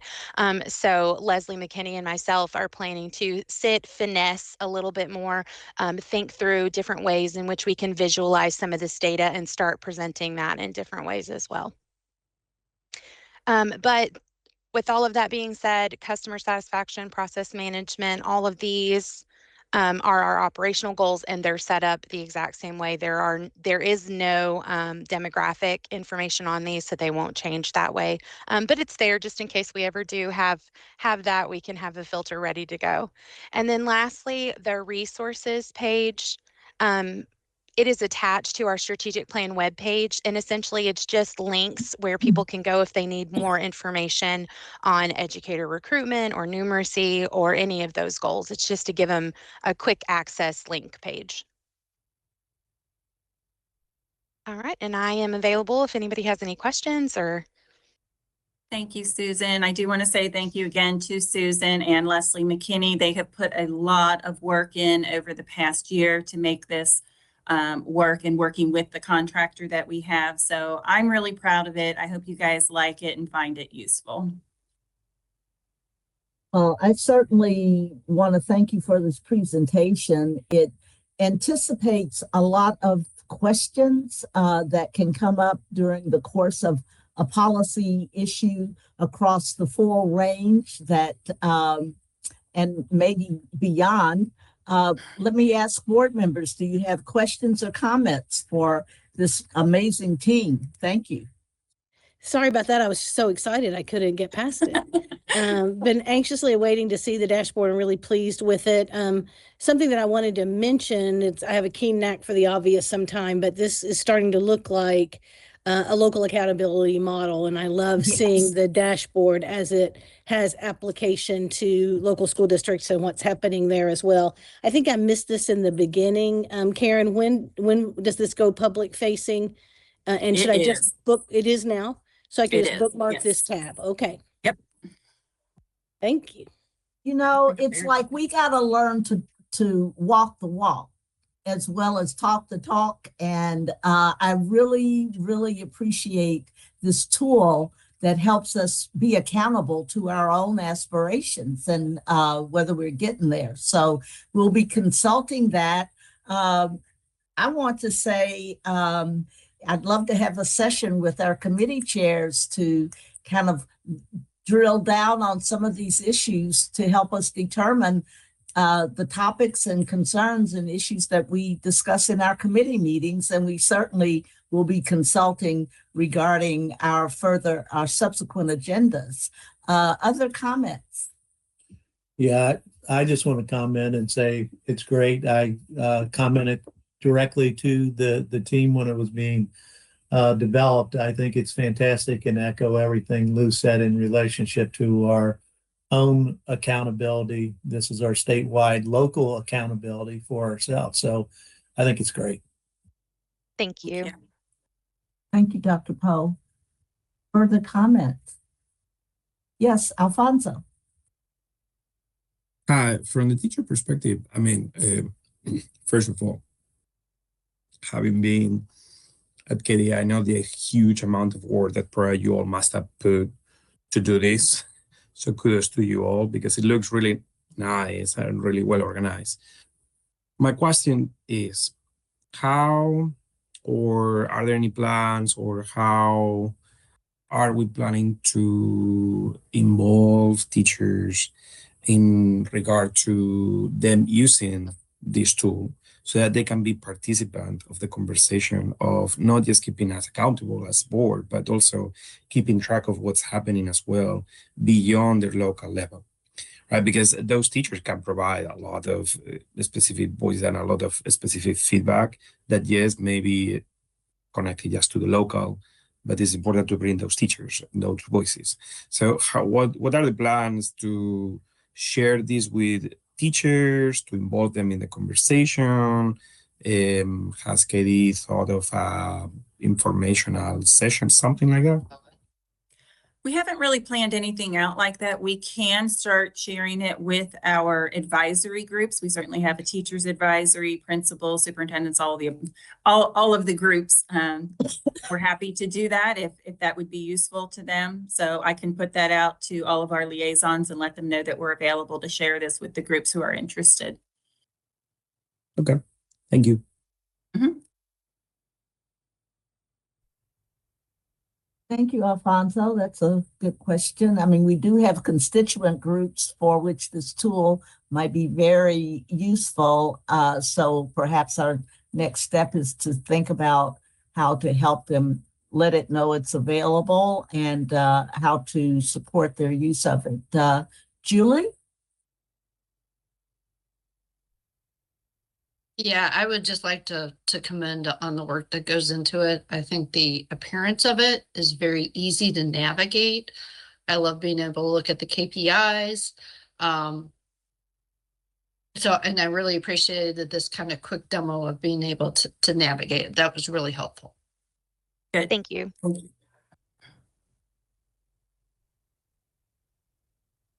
Further comment?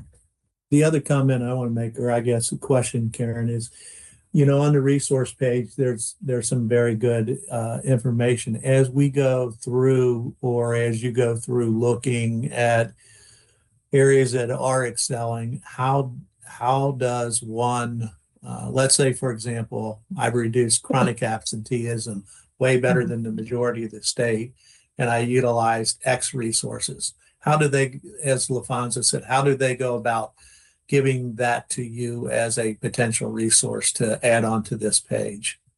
Yeah, I think that's something that we need to think about, how to get those kind of highlight things in here. That page specifically is just for, it is to go to other resources, and we could, I don't want to just rush to an answer. I think we need to think about that a little bit more and just figure out the best way to be able to do that. And maybe sharing it with those advisory groups would help us think through that.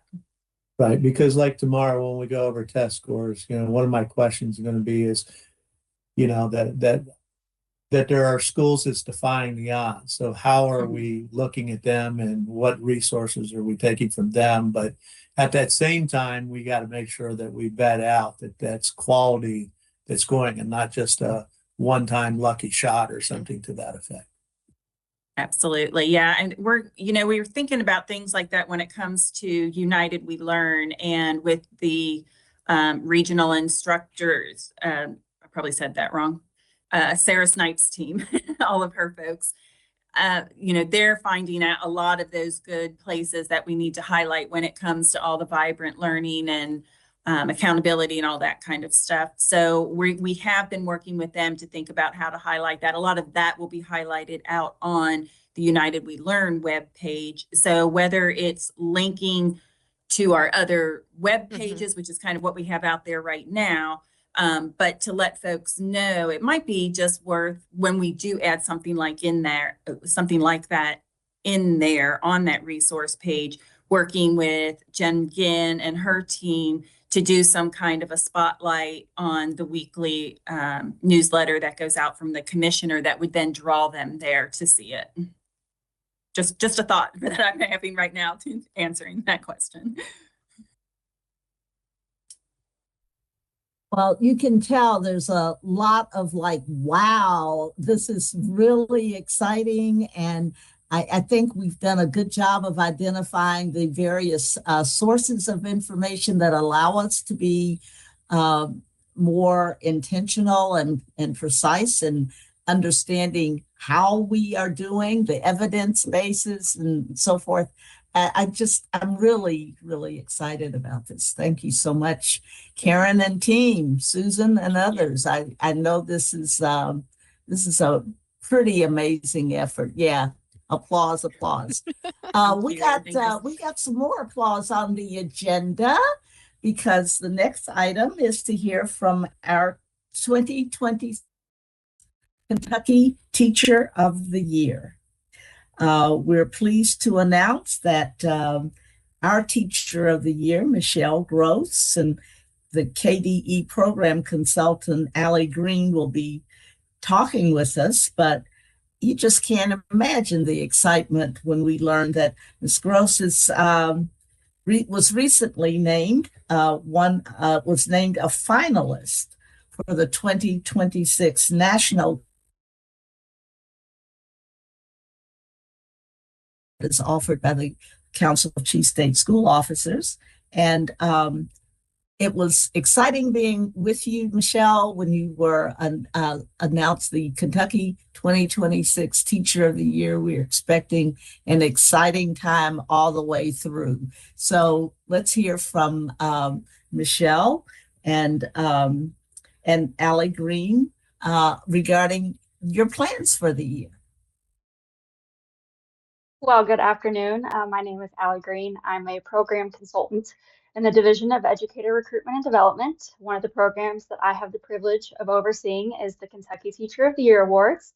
And in this role, I get to work with some of the best teachers across the state and see firsthand the difference they're making in their classrooms and in their communities.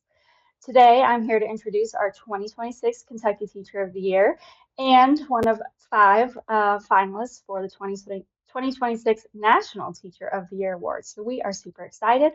She is a math and gifted studies teacher at Spencer County Middle School. And here is Michelle Gross. Thank you, Allie, and thank you, board, for the opportunity to join you today. I am Michelle Gross, Kentucky Teacher of the Year, but I wear the titles of wife, mom, and middle school math teacher just as proudly. At the heart of my work is belief of creating community in the classroom. I believe in the power of connection, belonging, and giving the students a purpose for learning that goes far beyond a grade. That belief is also why Kentucky United We Learn vision resonates so deeply with me, because it recognizes that meaningful learning begins with relationships and shared responsibility. So if we can go to the next slide, please. I grew up in Harlan County, Kentucky, a coal town where community runs deep. Like many families in our region, poverty and substance abuse were part of my story.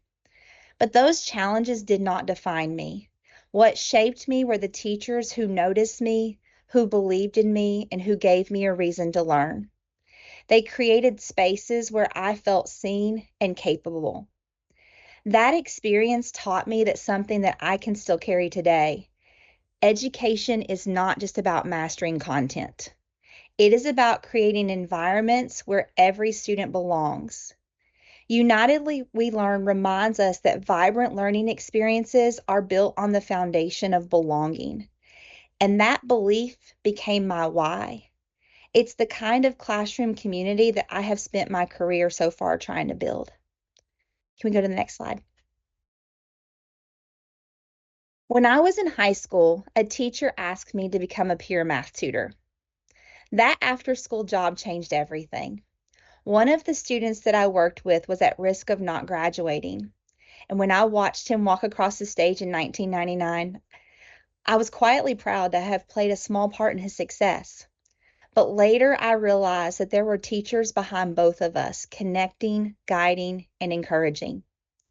That moment helped me understand that creating community in the classroom isn't just about helping students learn, it's about helping them believe that they can. Those are the very skills that we now describe in Kentucky's Portrait of a Learner: confidence, collaboration, communication, and agency. I didn't have the language back then, but I lived the impact of it. Let's go to the next slide. That pride and purpose led me to Cumberland College to pursue a degree in teaching. And while I did serve students academically, I also served through a children's ministry group where I saw firsthand how powerful it is when a community wraps themselves around children, meeting physical, emotional, and academic needs together. And when students feel like they belong, they thrive. This belief aligns closely with United We Learn's call to partner with families and communities to support the whole child. Let's go to the next slide. Today, that belief in connection lives in my classroom at Spencer County Middle School. One of my favorite examples of this is our Dream House project. Students research homes that they'd like to build for their future selves. They browse Zillow, they calculate scale, they design blueprints, and they create models, some with cardboard and popsicle sticks and others using digital tools like Minecraft or Floor Planner. But what transforms this from an assignment into something meaningful is the community around it. We invite local professionals to visit our classroom to offer feedback and advice and even share their own journeys. Students see adults who look like them, who come from similar backgrounds and have built meaningful lives. In those moments, students stop asking, "What's my grade?" and they start asking, "What's my future?" Regardless of their background, they begin to see themselves as future homeowners and problem solvers, proof that hard work, learning, and collaboration opens doors. We even host an annual Dream Home-a-rama where top projects are showcased. Through experiences like this, students connect with one another, with professionals, and with a sense of purpose. This is United We Learn in action: vibrant learning experiences, innovation in instruction, and learning that prepares students for life beyond a test. When we go to the next slide, you're going to see a video. It's about 4.5 minutes long, but it actually shows you what is going on in my classroom.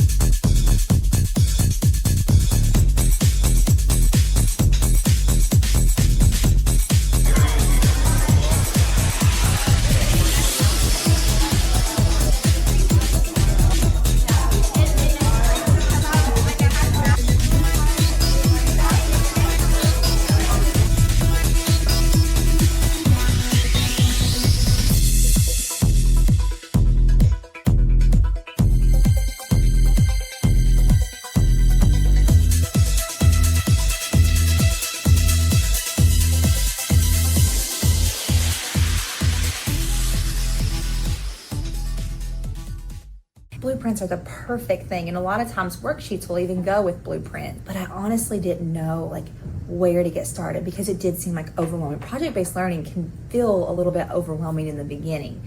So I found a resource that I purchased to get me started. And that had the students calculating the area and the perimeter of different floor plans in like apartments. It also had them looking at like kind of putting on their building inspector hat and looking at the kitchen design for like, you know, you can't have the refrigerator next to the sink. You have to have counter space in between. This year we featured the Dream Home-orama, where we had the best of home showing, where students applied to present. The other new feature that has been evolving over the course of a few years is the 3D model. We don't require our students to create the 3D model. We have them create their floor plans, but a lot of the things that you saw today, Minecraft and the Roblox and that kind of stuff, that was something that students chose to do.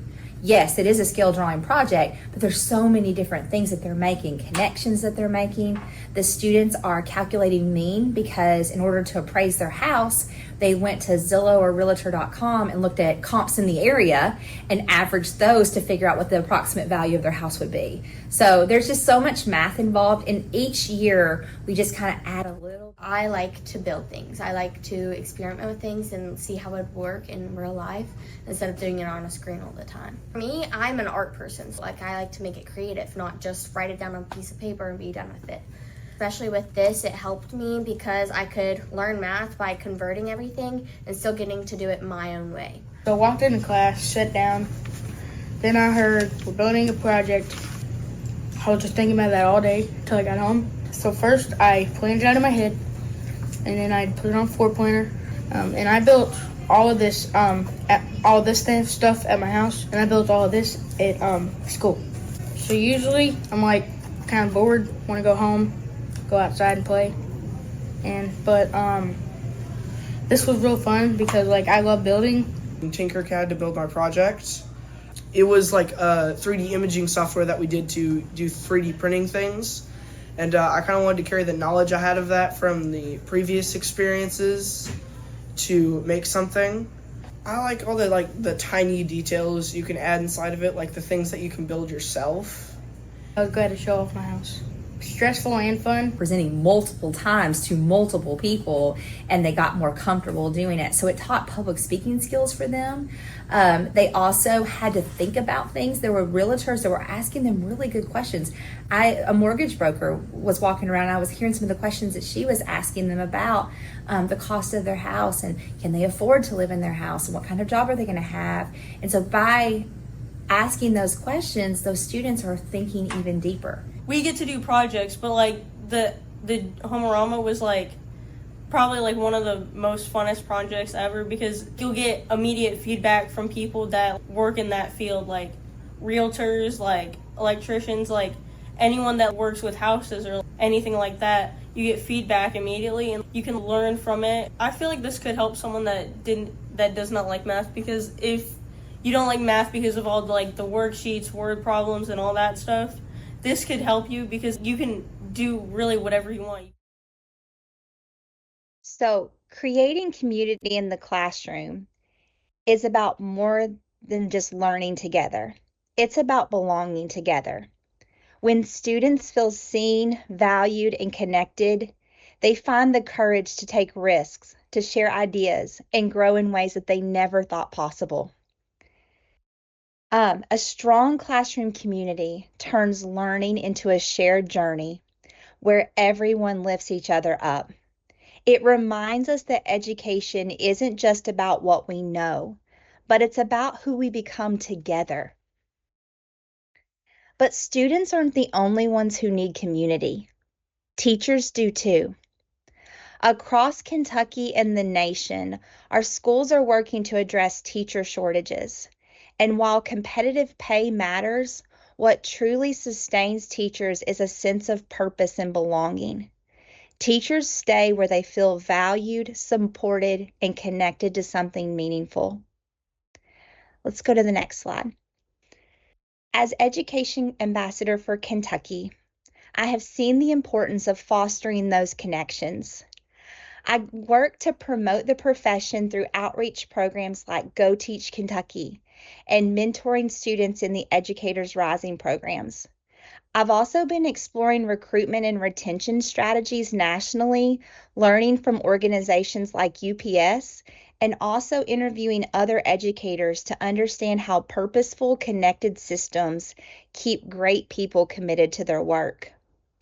Districts across Kentucky are invested in grow your own efforts, creating cohorts of homegrown educators through scholarships, mentoring, and support. And why will they return? Because they feel connected, they belong, they have purpose. This is how United We Learn becomes sustainable, not through programs alone, but through people. But recruiting teachers is only half the work. We must also reach educators who feel unseen or unsure that what they do still matters. We must create schools where teachers experience the same sense of community that we strive to build for students. Because when teachers belong, they rediscover why they started. And when our teachers thrive, our students do too. So on my final slide, I'll leave you with some questions. Where in your life do you feel that deep sense of community? And more importantly, how can we create that feeling for every student and educator in Kentucky? This is the culture of learning that we're working to build, one rooted in community, one aligned with United We Learn, and one that lasts. Thank you. I was still thinking about that question. And Michelle, thank you so much for helping us really understand the journey that you have been on as our Kentucky Teacher of the Year, that you remain on as an amazing educator who really builds out from that sense of community. Thank you. Board members, comments, questions for Michelle? This is Lee. Todd, congratulations. I can certainly see why you're the nominee from this state for the national award. Where did you start this? What got you into this style of teaching? Doing the project-based learning? Right. Yeah. So when I reflect back on my career, thinking through as a student, I remember a lot of the projects that we did. I don't remember a lot of math projects. And I think maybe you all can kind of look back too, and and it's so funny because math is so real world. And that's where projects, come through. I think it's so important to let the kids see math in the real world and see the real world in math. And so for me, the way I started small, and then built from there. And each year I reflect and grow. And now I do have amazing partner teacher who we work together to reflect on what went well, what to do to improve. And then when the community came in, the cool thing about bringing the community in is not only does the students see the community and get feedback, but our community sees our students. Often middle schoolers get overlooked because of their age, but they are doing some really cool things.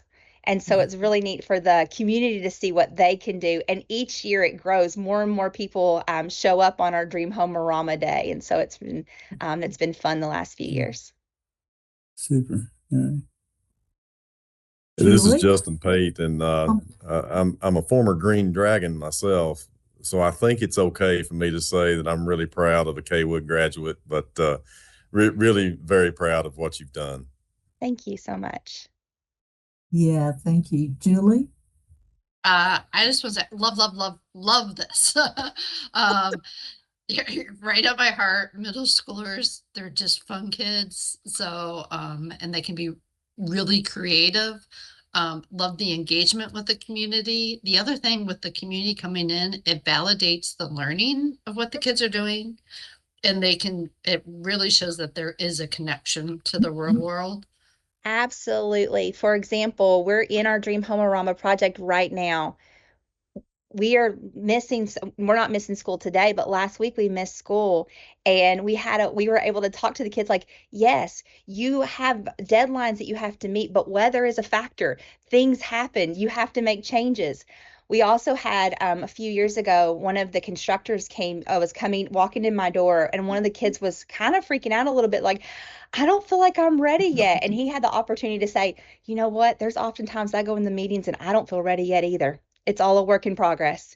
And so it kind of put her at ease, but also just recognizing that adults feel the same way. Yeah. Definitely send an invite to the board. We would love to come see the Homerama. That I would is love to come. wonderful.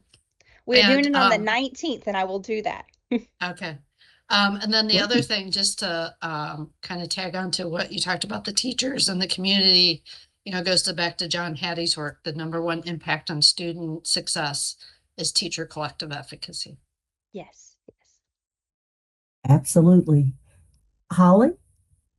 Yes, so exciting to hear from you, and so proud of you to be a national finalist. I was just wondering about the next steps in that journey. Have you had your interview and those kinds of things yet?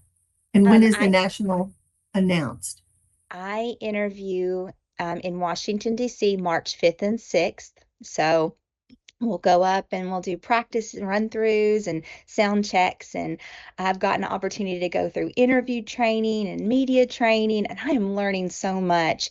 But I will interview on the 6th, and then I think I'll find out within the next couple of weeks, but I think the official announcement won't come out until probably April. Well, we are really proud of you and rooting for you. Thank you so much. Absolutely. Alfonso. I cannot help myself, but I'm gonna do like in all good fashion teacher conference when we go to sessions. May I borrow this resource that you have shared, because I have a perfect iteration to your project about the Homerama, and it's very amazing to see that you are already doing with middle school students. So just to put the seed in your mind, I wonder what would happen to your students if you could add as well if you could put the addition of what about doing this in another language, right? Oh. So happy to talk to you at another moment, but thank you for what you do. This is amazing, and please let me borrow this resource. Thank you. Thank you so much. I appreciate that. Commissioner. Again, to echo a lot of what's been said already, but Ms. Gross, thank you. Thank you so much for your heart, for your compassion. A lot of great teachers come out of the mountains. I'll just say that. I'll kind of plant that seed just a little bit. Maybe another math teacher wasn't quite on the level of Miss Gross, but again, it was so much fun to see kids when they were involved and engaged and joyful. You could see the impact. Instead of just having a math worksheet, the kids were talking to people in the community. They were presenting, they were communicating. This was a profile of a learner. This was vibrant learning. This is so much on so many levels, but also to brag a little bit on your school. First of all, to allow you to have these opportunities to step out and to have project-based learning. And I loved how you aligned it back to Kentucky standards. Thank you for that. But also, too, for those of you that may not know, Spencer County also does a lot of work in career exploration at the middle school level. Students rotate through different labs of having opportunities in everything from biomed to engineering and to other areas too with career exploration. So again, a lot of great things going on there. We won't brag too much on Dr. Foster, the superintendent there, but again, a lot of great work going on. And Ms. Gross, thank you for taking a lead. Thank you for stepping out. And two, just so thankful that you have a district that's supporting you in this. And I think this is spreading. We see more and more of this, but this picture says it all. We could end right there, end the meeting right here, and this picture would be enough to take us throughout the rest of the year. So thank you for it. Congratulations on getting this far. And the last thing I'll say is it was so much fun to look back at towards your son when you were named Teacher of the Year in Kentucky, because he kept looking at your husband like, I think that's mom. I think they're talking about mom. And then I don't think there's anybody more excited than he was in the whole room. So I think congratulations again. Thank you so much. And the cool thing is about this picture, I don't know if you noticed, but the girl in the front holding a book, we were featured in our class was featured in a book on tabletop role playing games in the classroom. And so we got a copy of it. We were able to read through it, and the kids were so excited to be in a published book. Ah, that is so amazing. So amazing. Steve? Well, I'd just like to say it's an excellent presentation, and I do want to echo, I love that last slide with the children in there. You can tell that they enjoy learning in the style that you use as a teacher, and I just want to wish you all the luck in the world, as hopefully you will be named, and I think you deserve to be the National Teacher of the Year, so good luck with that. Thank you so much. Absolutely. Wow, Michelle, thank you so much for just a wonderful experience with you as our State Teacher of the Year. We look forward to celebrating your further recognition. And you leave us with so much amazing documentation about what vibrant learning looks like for middle school math. I mean, I was a middle school teacher, and it was my favorite, actually the favorite of my career. It was in English. The learners are just so ready to be engaged, or we could let them languish. And that is, your students are certainly engaged, and it is just such a joy to be able to share it. Thank you again. Thank you so much. More on this topic, my friends, because I think Michelle's going to just knock it out of the ballpark in the national competition. Now, if you will, board members, let's go to the legislative update. Not quite on the same level of excitement, but we're doing okay too. So Brian Perry and the commissioner will bring us the legislative update. Thank you, Chair Robinson. Good afternoon, everybody. We'll try to run through this fairly quickly. It's been a very busy session so far. We hit the 1/3 mark this week, so about 40 days left of session days. So it'll be a race to the finish at this point. So here we go. Next slide, please. So just as a reminder, they will be off on President's Day.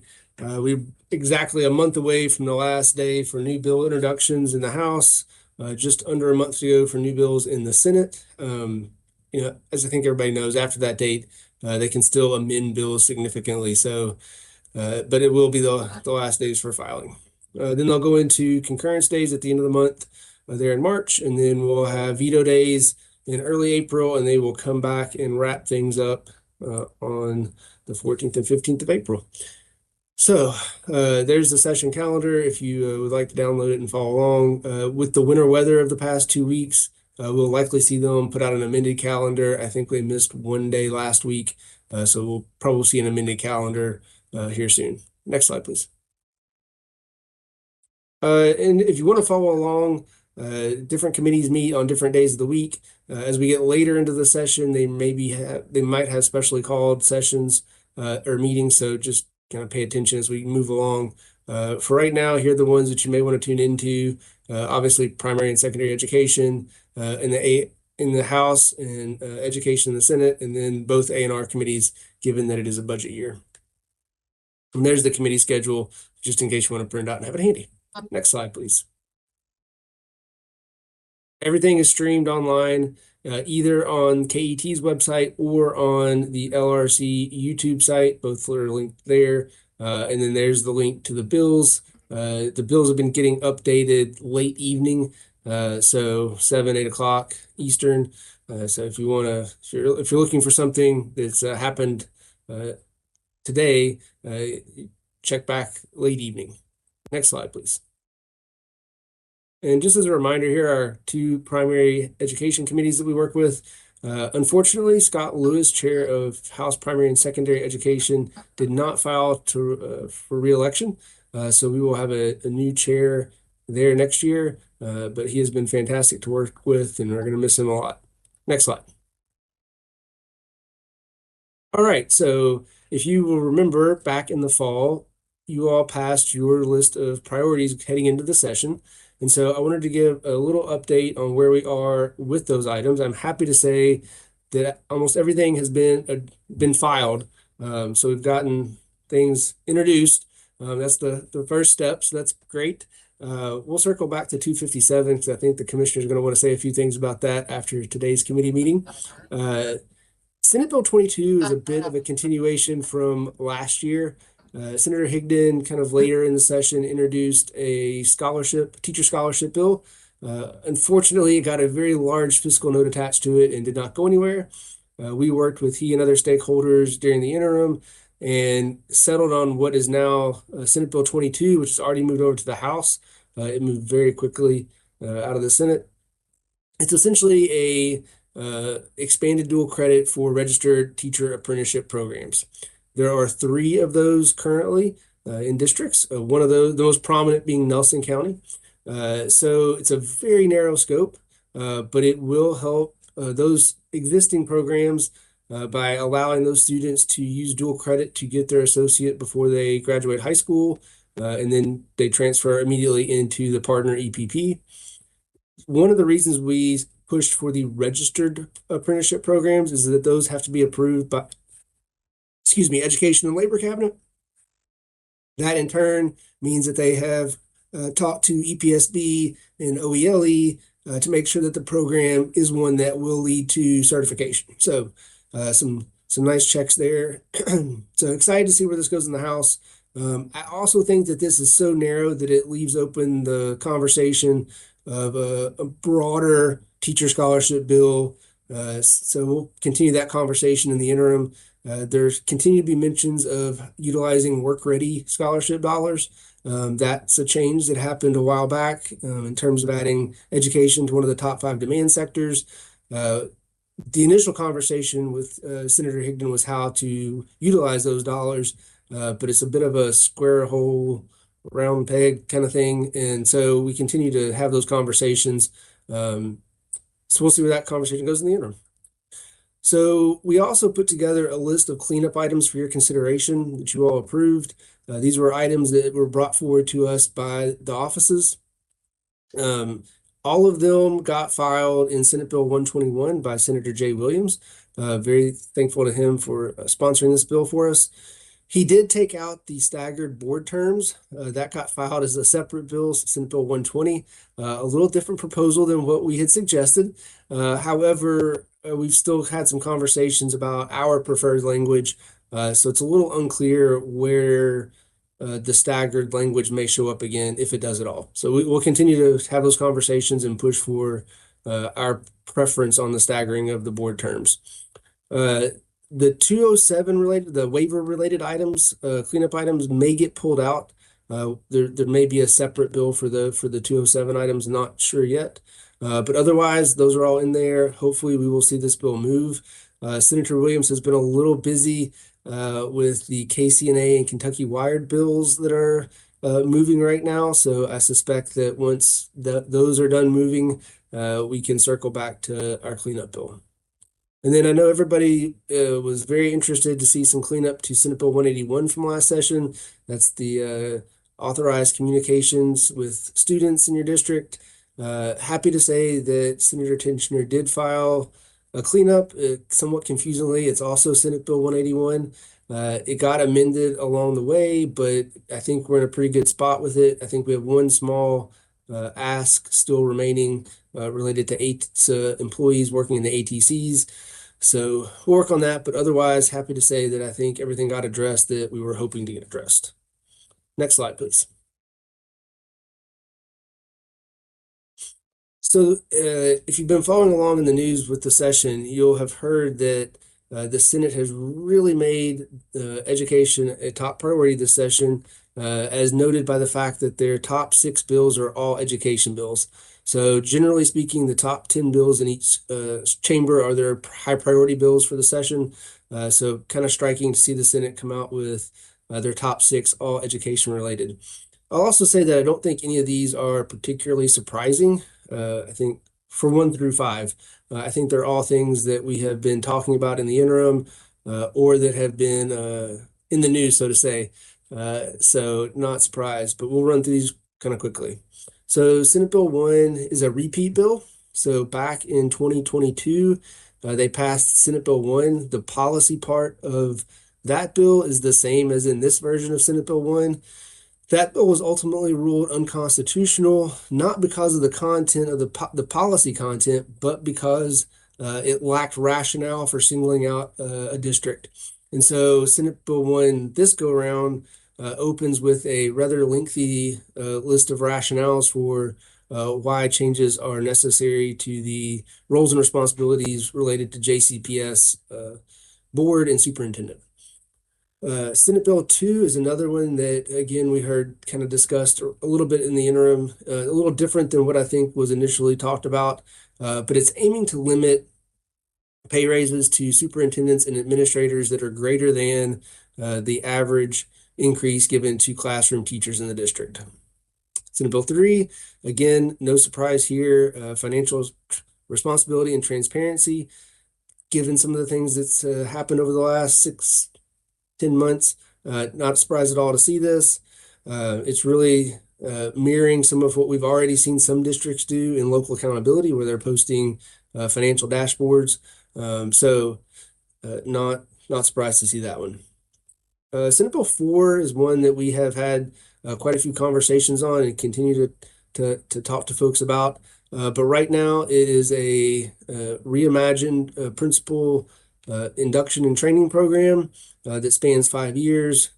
We have the first 2 years, there's a gap year, truest program, and then a menu of options for the final year. Senate Bill 5 is one that we have been working with the Department of Agriculture on, so it's a top priority for them. Generally speaking, it's trying to get more fresh local food into our schools.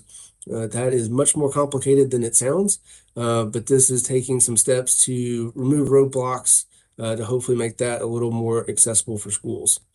And then finally, I'll just mention Senate Bill 6 because it's a rather large number, but it would appropriate $150 million to the Endowed Research Fund that was created a few sessions ago that is meant to encourage collaboration among the post-secondary universities. Obviously, there's a lot of other Senate bills, but I didn't want to run through all of them all at once. So those are your high priority education related bills in the Senate. They are all moving or have moved. So Senate Bills 1 and 3 are already over in the House. And I think Senate Bill 5 may have moved just a little while ago. And then 2 and 4 are up tomorrow in Education Committee. So they're on their way as well. So, all right, next slide. We'll talk about a few House bills. Again, we have something like 150 bills on the bill chart right now. So a lot of bills out there, an overwhelming number actually, with more to come. So this is just a very small sampling that I thought you all might be interested in. So a couple of priority bills from the House, House Bill 4, which has already moved, I think, over to the Senate. It's an anti-grooming bill, but it's not targeted just at educators. So it's a broader bill, but I think one that we are supportive of. Senate Bill or House Bill 7, Representative Hale, this is his last session. He has had, I think, this bill filed each year that I have been at KDE, so not real surprised to see it become a priority bill for them in his final session. If you remember back to the summer when Congress passed H.R. 1, the one big beautiful bill, it had a provision in there that allows states to opt in to these qualified education scholarship tax credits. And so House Bill 88 is the only bill currently out there that would opt us in as a state to that program. prior to the session, I thought that would be a topic of conversation that was a little hotter than it has been so far. So interested to see if that moves anywhere. House Bill 416 is one that we were able to work with Representative Kleins on. Had a lot of conversations with him. Dr. Brewer was at the table when that one passed out of committee, and it is now over in the Senate. It is looking to change initial undergrad admissions into EPPs by removing any sort of barrier in terms of testing and changing it to a formative test that then would guide the post-secondary institution and kind of what areas that student may need support in to get through the program and ultimately get into the classroom as a certified teacher. And then on the back end, it's looking to tailor content assessments a little more narrowly, kind of the preschool or the kindergarten teacher that's being tested on advanced mathematics and things like that. So again, that one's over in the Senate, so we'll see where it goes from here. The big news of late is the filing of the budget bill. So House Bill 500 is our budget bill this year. A little bit of a different process than we've seen in the past. So we are working on that bill, and we'll be having, I imagine, quite a few conversations as that moves through the process in the House and then over to the Senate. And then finally, I just wanted to put on your all's radar that we have seen another bill related to governance for KSD. It's 528 this year. I believe that this is a bill we have seen versions of in the past, but just wanted to make the board aware that it was out there. So for right now, those are all the ones I'm going to highlight. Again, a lot more happening. I will say that this has been the best session that I've had at KDE in terms of communication in both chambers.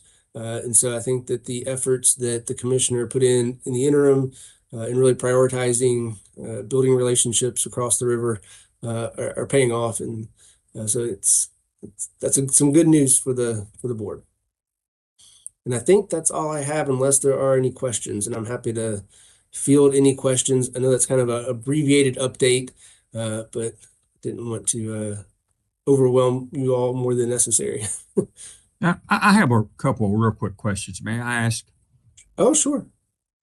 The bill that proposes to take $150 million and put it in a research fund, typically there's a fiscal note attached to these, I believe. Where's the proposal that money would come from? I'm sorry. What's the would the money come from? Aren't there typically just the typically general fund? It would be a one-time payment out of the general fund, I think. I haven't paid a lot of attention. That one just got filed in the past few days, so haven't had a lot of conversations about it. So it's an additional allocation of money from the general fund. Is that correct? I believe so. Okay. One last question. The governance, since I'm sitting here in the hospitality of Kentucky School for the Deaf, the question is the governance, the governance change that's being proposed for KSD is. Can you speak more about that, or you may not be prepared to speak about that, or can you speak about it at all? I have read it. And I think that just generally speaking, it's looking to make it more like a district, right? To have their own superintendent, kind of remove it from underneath the board and give it a little more autonomy. So I understand. Those are my two questions. Thank you very much. Oh, you're welcome. Chair Robinson, I believe you're muted. And thank you.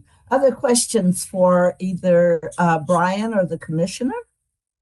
If I may add, just for Chair Robinson, if you're okay with that.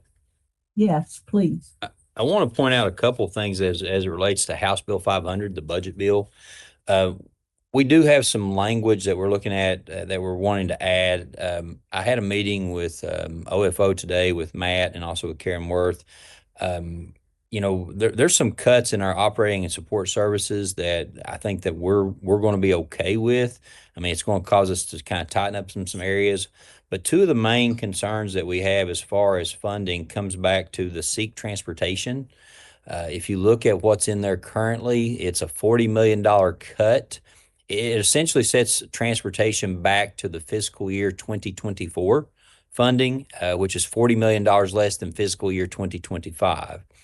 Our projections are going to be very high for the cost of transportation for districts, and that you're looking at probably somewhere in the neighborhood of $500 million is what our transportation costs are going to be across the Commonwealth.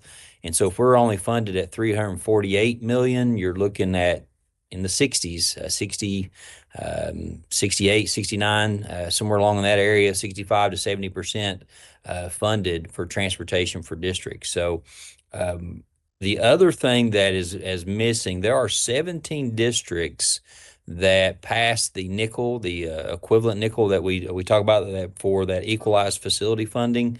That funding is not included in the budget bill.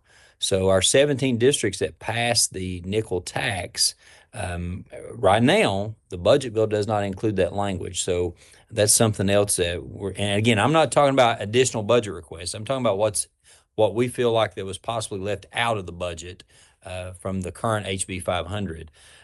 There are some other items that we feel like that should have been in there as far as continuing some of our construction projects.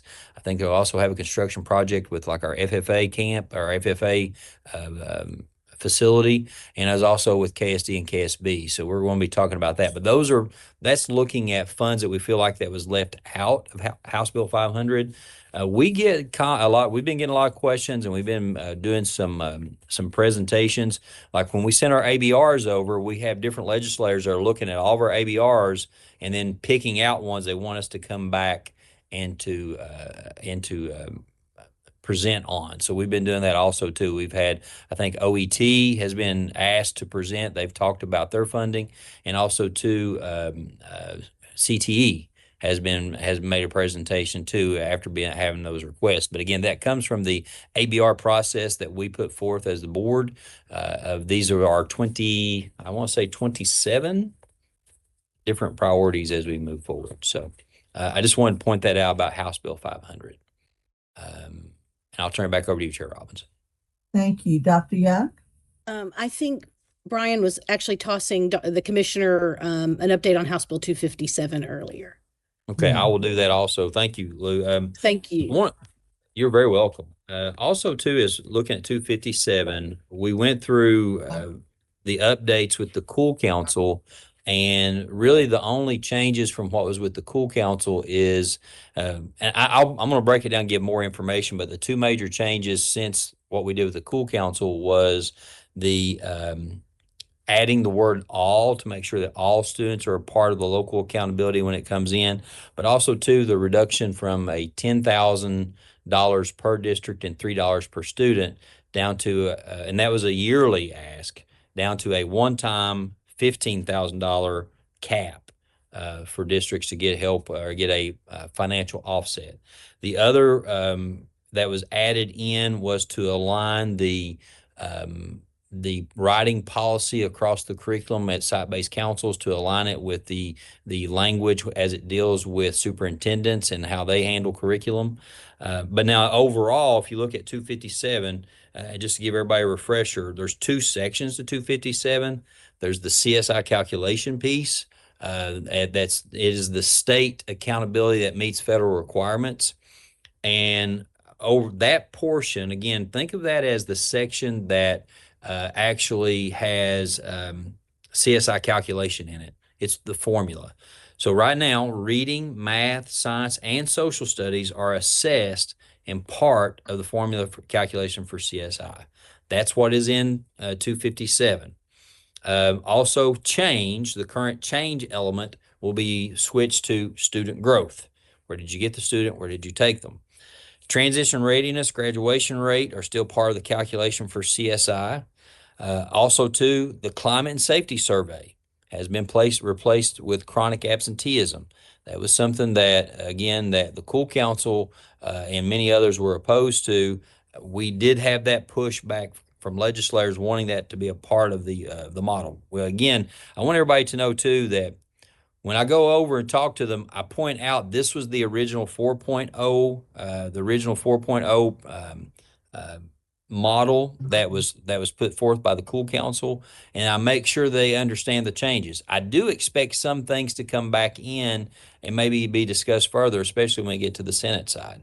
There are many legislators, for example, that want to talk about interim assessments. They want to talk about other parts. Also, with the English language progress, it remains in the CSI calculation, but now the on-ramp for those students to be a part of the CSI calculation or a part of accountability is 3 years. So the first year for ELL students, it would be a baseline year.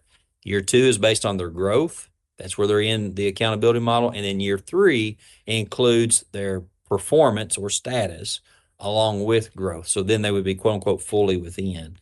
On the local accountability side, vibrant learning is one of the requirements to be a part of those. And the wording changed from local accountability to local indicators of quality. Again, the reason for that we were given is a lot of times when we deal with legislators, they see local accountability as local comparisons. And they didn't, and as far as talking about, this is not a comparison model. We're not looking for comparisons in local accountability. It's about what the local issues are. So again, vibrant learning is included as a requirement. There's also a requirement for data to be displayed, very similar to something maybe we saw a little bit earlier with our dashboard. Districts could take that on if they so desire. Also, KDE must offer technical assistance when it comes to local accountability. So we are asking for some funding as it relates to 6 regional specialists. I think that was the word that Karen was looking for a little bit earlier. And again, the one-time cost has been reduced from at $10,000 per district and $3 per student down to $15,000, but only a one-time. Again, and my point, I would love to have that back to it would be a yearly thing and back up to $10,000. The last, another piece of the local accountability was it was in the original proposal, it was every district shall have a local accountability model, I think, within 4 years. Now there's trigger language instead. Once we get to 60% of all districts to have a local accountability model, then within 2 years following, then all districts shall have a local indicators of quality. The other part that was lobbied for in the, and we agree with, we were trying to get the color coding, the color rating systems removed and moved to more of a, did you meet federal requirements? Did you not, or meets or not required? But that was put back in, that there would be a color ratings of the red, orange, yellow, green, and blue. So that was put back in from the other areas. Other things that were missing from here that I think we'll have some other conversations again will be the opt-in interim assessments along with the adaptive assessments at the end. Again, we had proposed that districts could opt into our interim assessments that would go on with the others. And then also the adaptive assessments would be things that would be allowed districts to have grade level equivalency. So students would get grade level equivalency, were they on grade level or not, along with grade level proficiency. Another part that, again, superintendents have been reaching out to me about the concern about chronic absenteeism as a portion of the assessment. I'm voicing that with legislators too. I would expect that to be revisited. It may or may not, it may be left there, but we'll see. And then I think those are the other parts that I think that in listening to talk in the hallways that may be brought back that was actually removed from the original 4.0. So that's my update on 257.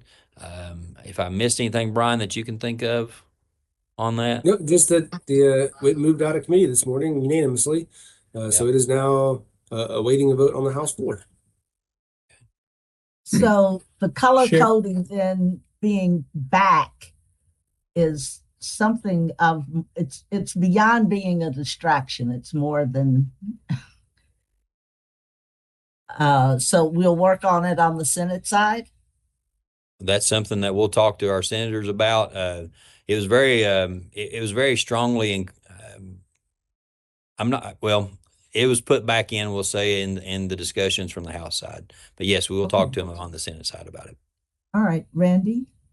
Yeah, I have some concerns there. You went through a lot of changes there from the original 4.0. Can we get a side-by-side comparison of where we are versus what we agreed to? Because I think you said, if I'm not sure, on CSI, you said we're going to continue testing and monitoring in 4 areas instead of the reading and the math. because sometimes these bills, as you know, as you're going through, take a life of their own. And this seems to be changing a lot from what we agreed to send over as part of a bill. Now, I know at the end, once we put it out there, we can't control everything as we're seeing. But at the same point in time, if it veers too far off the track, it might not be something that we as a board had wanted. Because to me, if we're going to continue in the 4 areas of CSI and we're not doing the 2 and having our federal accountability, our state portion over here with local indicators, we're just adding more testing or more responsibilities onto the districts than where they were before.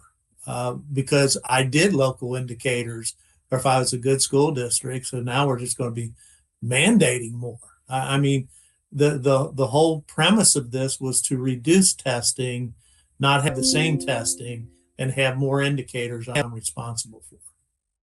That's To my add to piece. that, Randy, there was on-demand writing and editing mechanics has been taken out of that calculation. So that is one piece so far. That would be less testing, but you're right.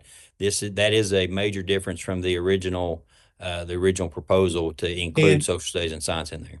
right, and no formative test replacing some of the things or building up to the summative. So to me, those were the real major points that was coming out of this. And I know we had lots of discussion leading up to this, and there's controversy both ways on this thing, but it just seems like we're not getting close to what we wanted at this point in time with the color coding, as the board chair just said in there, and not reducing that, because that color coding is once again a major thing that people look at and say, okay, you got X number of red and X number of green. I'm great because I got greens, and I might not be a great school district because of that. So forth. Anyway, my opinion, and I know it doesn't I agree mean with your much, but opinion that's there, my Randy. concern. I agree wholeheartedly with that, Dr. Poe. I think that, we're really trying to push collaboration among districts, and I really believe that the color coding looks more at, a competition as opposed to uplifting. One of the things that we were pushing, or that I think Julie shared a little bit earlier about, I think it was Adair County that was doing their defenses of learning. And as part of their looking at developing local accountability models and their portraits of the learner, you've got other districts coming in to learn from each other and see how we can make sure we have a better system for our students. So I do agree with the color coding, and that's something that we'll try our best to work on the Senate side. Thank you. Lou? Yes, thank you so much, Chair Robinson. I did want to punctuate Randy's comments about keeping a close eye on 257, because we don't want to end up with a gutting of our original plans, so that what we move forward with is something that is dissatisfying on all fronts. I do think there are lots of compromises in the bill as it stands right now. There's some wins in there, and there are some losses in there. But I do appreciate Robbie's advocacy. I know have been times when he said, we just can't live with that language. So I think as a board, we're going to have to be sensitive to that as well. The fact that local accountability is still in there, the trigger is in there, the future of the United We Learn effort as Kentucky Board of Education's vision for the future of learning and teaching in Kentucky, I think, is really important. But the devil is in the details. Holly and I had a conversation about where the writing trade-offs came from. I think it's important to point out that writing plans are still included in the bill language, at least before it was. I haven't seen today's meeting yet, of course. But there are some offsets, I think, in the bill that we can be happy about. And but to Randy's point and to Chair Robinson's point, keeping a close eye on it as it works its way through the process, I think will be really important. And keeping the board updated, Brian, about that as it unfolds, equally important. If I may add, Chair Robinson, Lou, I can't agree more. I think there are some good compromises. There are some losses within this. I do like the local accountability. I do like where we are with the pulling out writing. There are other areas, and a lot of the things that when we spoke to people in the House, it was all about cost. A lot of it was about cost. And what I was trying to get across to some of them, okay, we may have some short-term costs, But when we transfer over to a new model and we get to that third year, you're looking at about the same costs as what we have now. But that initial transfer from one system to another, when it comes, for example, I think as far as from the state accountability piece, one of the best parts about that was the adaptive piece with the opt-in interim assessments. One, because two of the biggest complaints that we have about our accountability model as it is getting back data. If we have interim assessments aligned with the form of the summative at the end, you're going to get real-time data. You can make decisions on instruction throughout the school year. And then two, the amount of testing. And so if you go to an interim assessment that we would supply, that would actually eliminate one window of testing for districts. So again, that part in itself to me was an important part. And I think there's still some momentum there, even within the House, and within the Senate. But we'll see how that goes moving forward. But again, we'll be lobbying and working hard to make sure that happens. If it gets to a point, I'll make sure that I keep the chair and vice chair up to date in our weekly calls, or I'm sorry, biweekly calls. And if there's at some point where we need to go a different direction, I understand. Board members, we are at our allotted time, but I do want to say to the commissioner and all the staff, this is a time when we all need to be kind of fully informed on an ongoing basis, so that as we engage in our personal advocacy, we know what we're doing, we know where the vulnerabilities are. And so I would ask you to just think about how we might get that accomplished, so that we're informed advocates and on an ongoing basis. There are lots of there's a lot of conversation going on, not just in Frankfurt, certainly back in communities. And also, I do wonder the extent to which we want to keep the Cool Council members up to date on what is happening, because this represents a lot of hard work, and really crafting a model that we know we could implement, working with them was just, that's a major accomplishment in and of itself. To me, it represents a masterpiece. And so we want them to stay engaged as well. One more thing, if I may add, I do emphasize even with our legislators, that this is a launch. This is not exactly the moonshot itself. This is a launch, and it gets us in the direction. But we want to make sure that we don't overburden our districts with more and more and more, because we really haven't accomplished a whole lot. Again, our goal here is, in a perfect world, we have a Commonwealth full of Michelle Grosses that's doing vibrant learning across the state, that has teachers working together, that are lifting up kids. That's what our goal is. And so that being said, we got to make sure that I want to emphasize this is a launch. I do feel that it's on a positive trajectory. Otherwise, I wouldn't support it.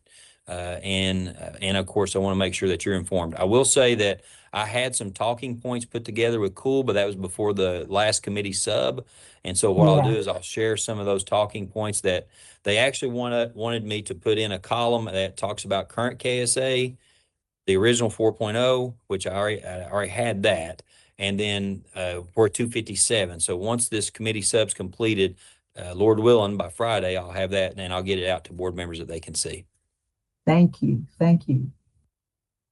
Board members, I'm going to ask if there's anything else that we need to raise. Otherwise, I'd ask for a motion to adjourn. Steve Trimble, I'll make a motion to adjourn. Is there a second? Justin Pate, I'll second. All right. Thanking you for a very productive meeting. Lucas Ann, please call the roll for the vote. Holly Bloodworth, Holly Bloodworth, yes. Harold McKinney, Harold McKinney, yes. Justin Pate, Yes, ma'am. Julie Pyle. Julie Pyle, yes. Randy Poe, Yes. Sharon Robinson, Sharon Robinson, yes. Lee Todd, Lee Todd, yes. Steve Trimble, Steve Trimble, yes. Lou Young. Lou Young, yes. Voting is complete. I do thank you. I'll see you guys at 9 a.m. tomorrow morning.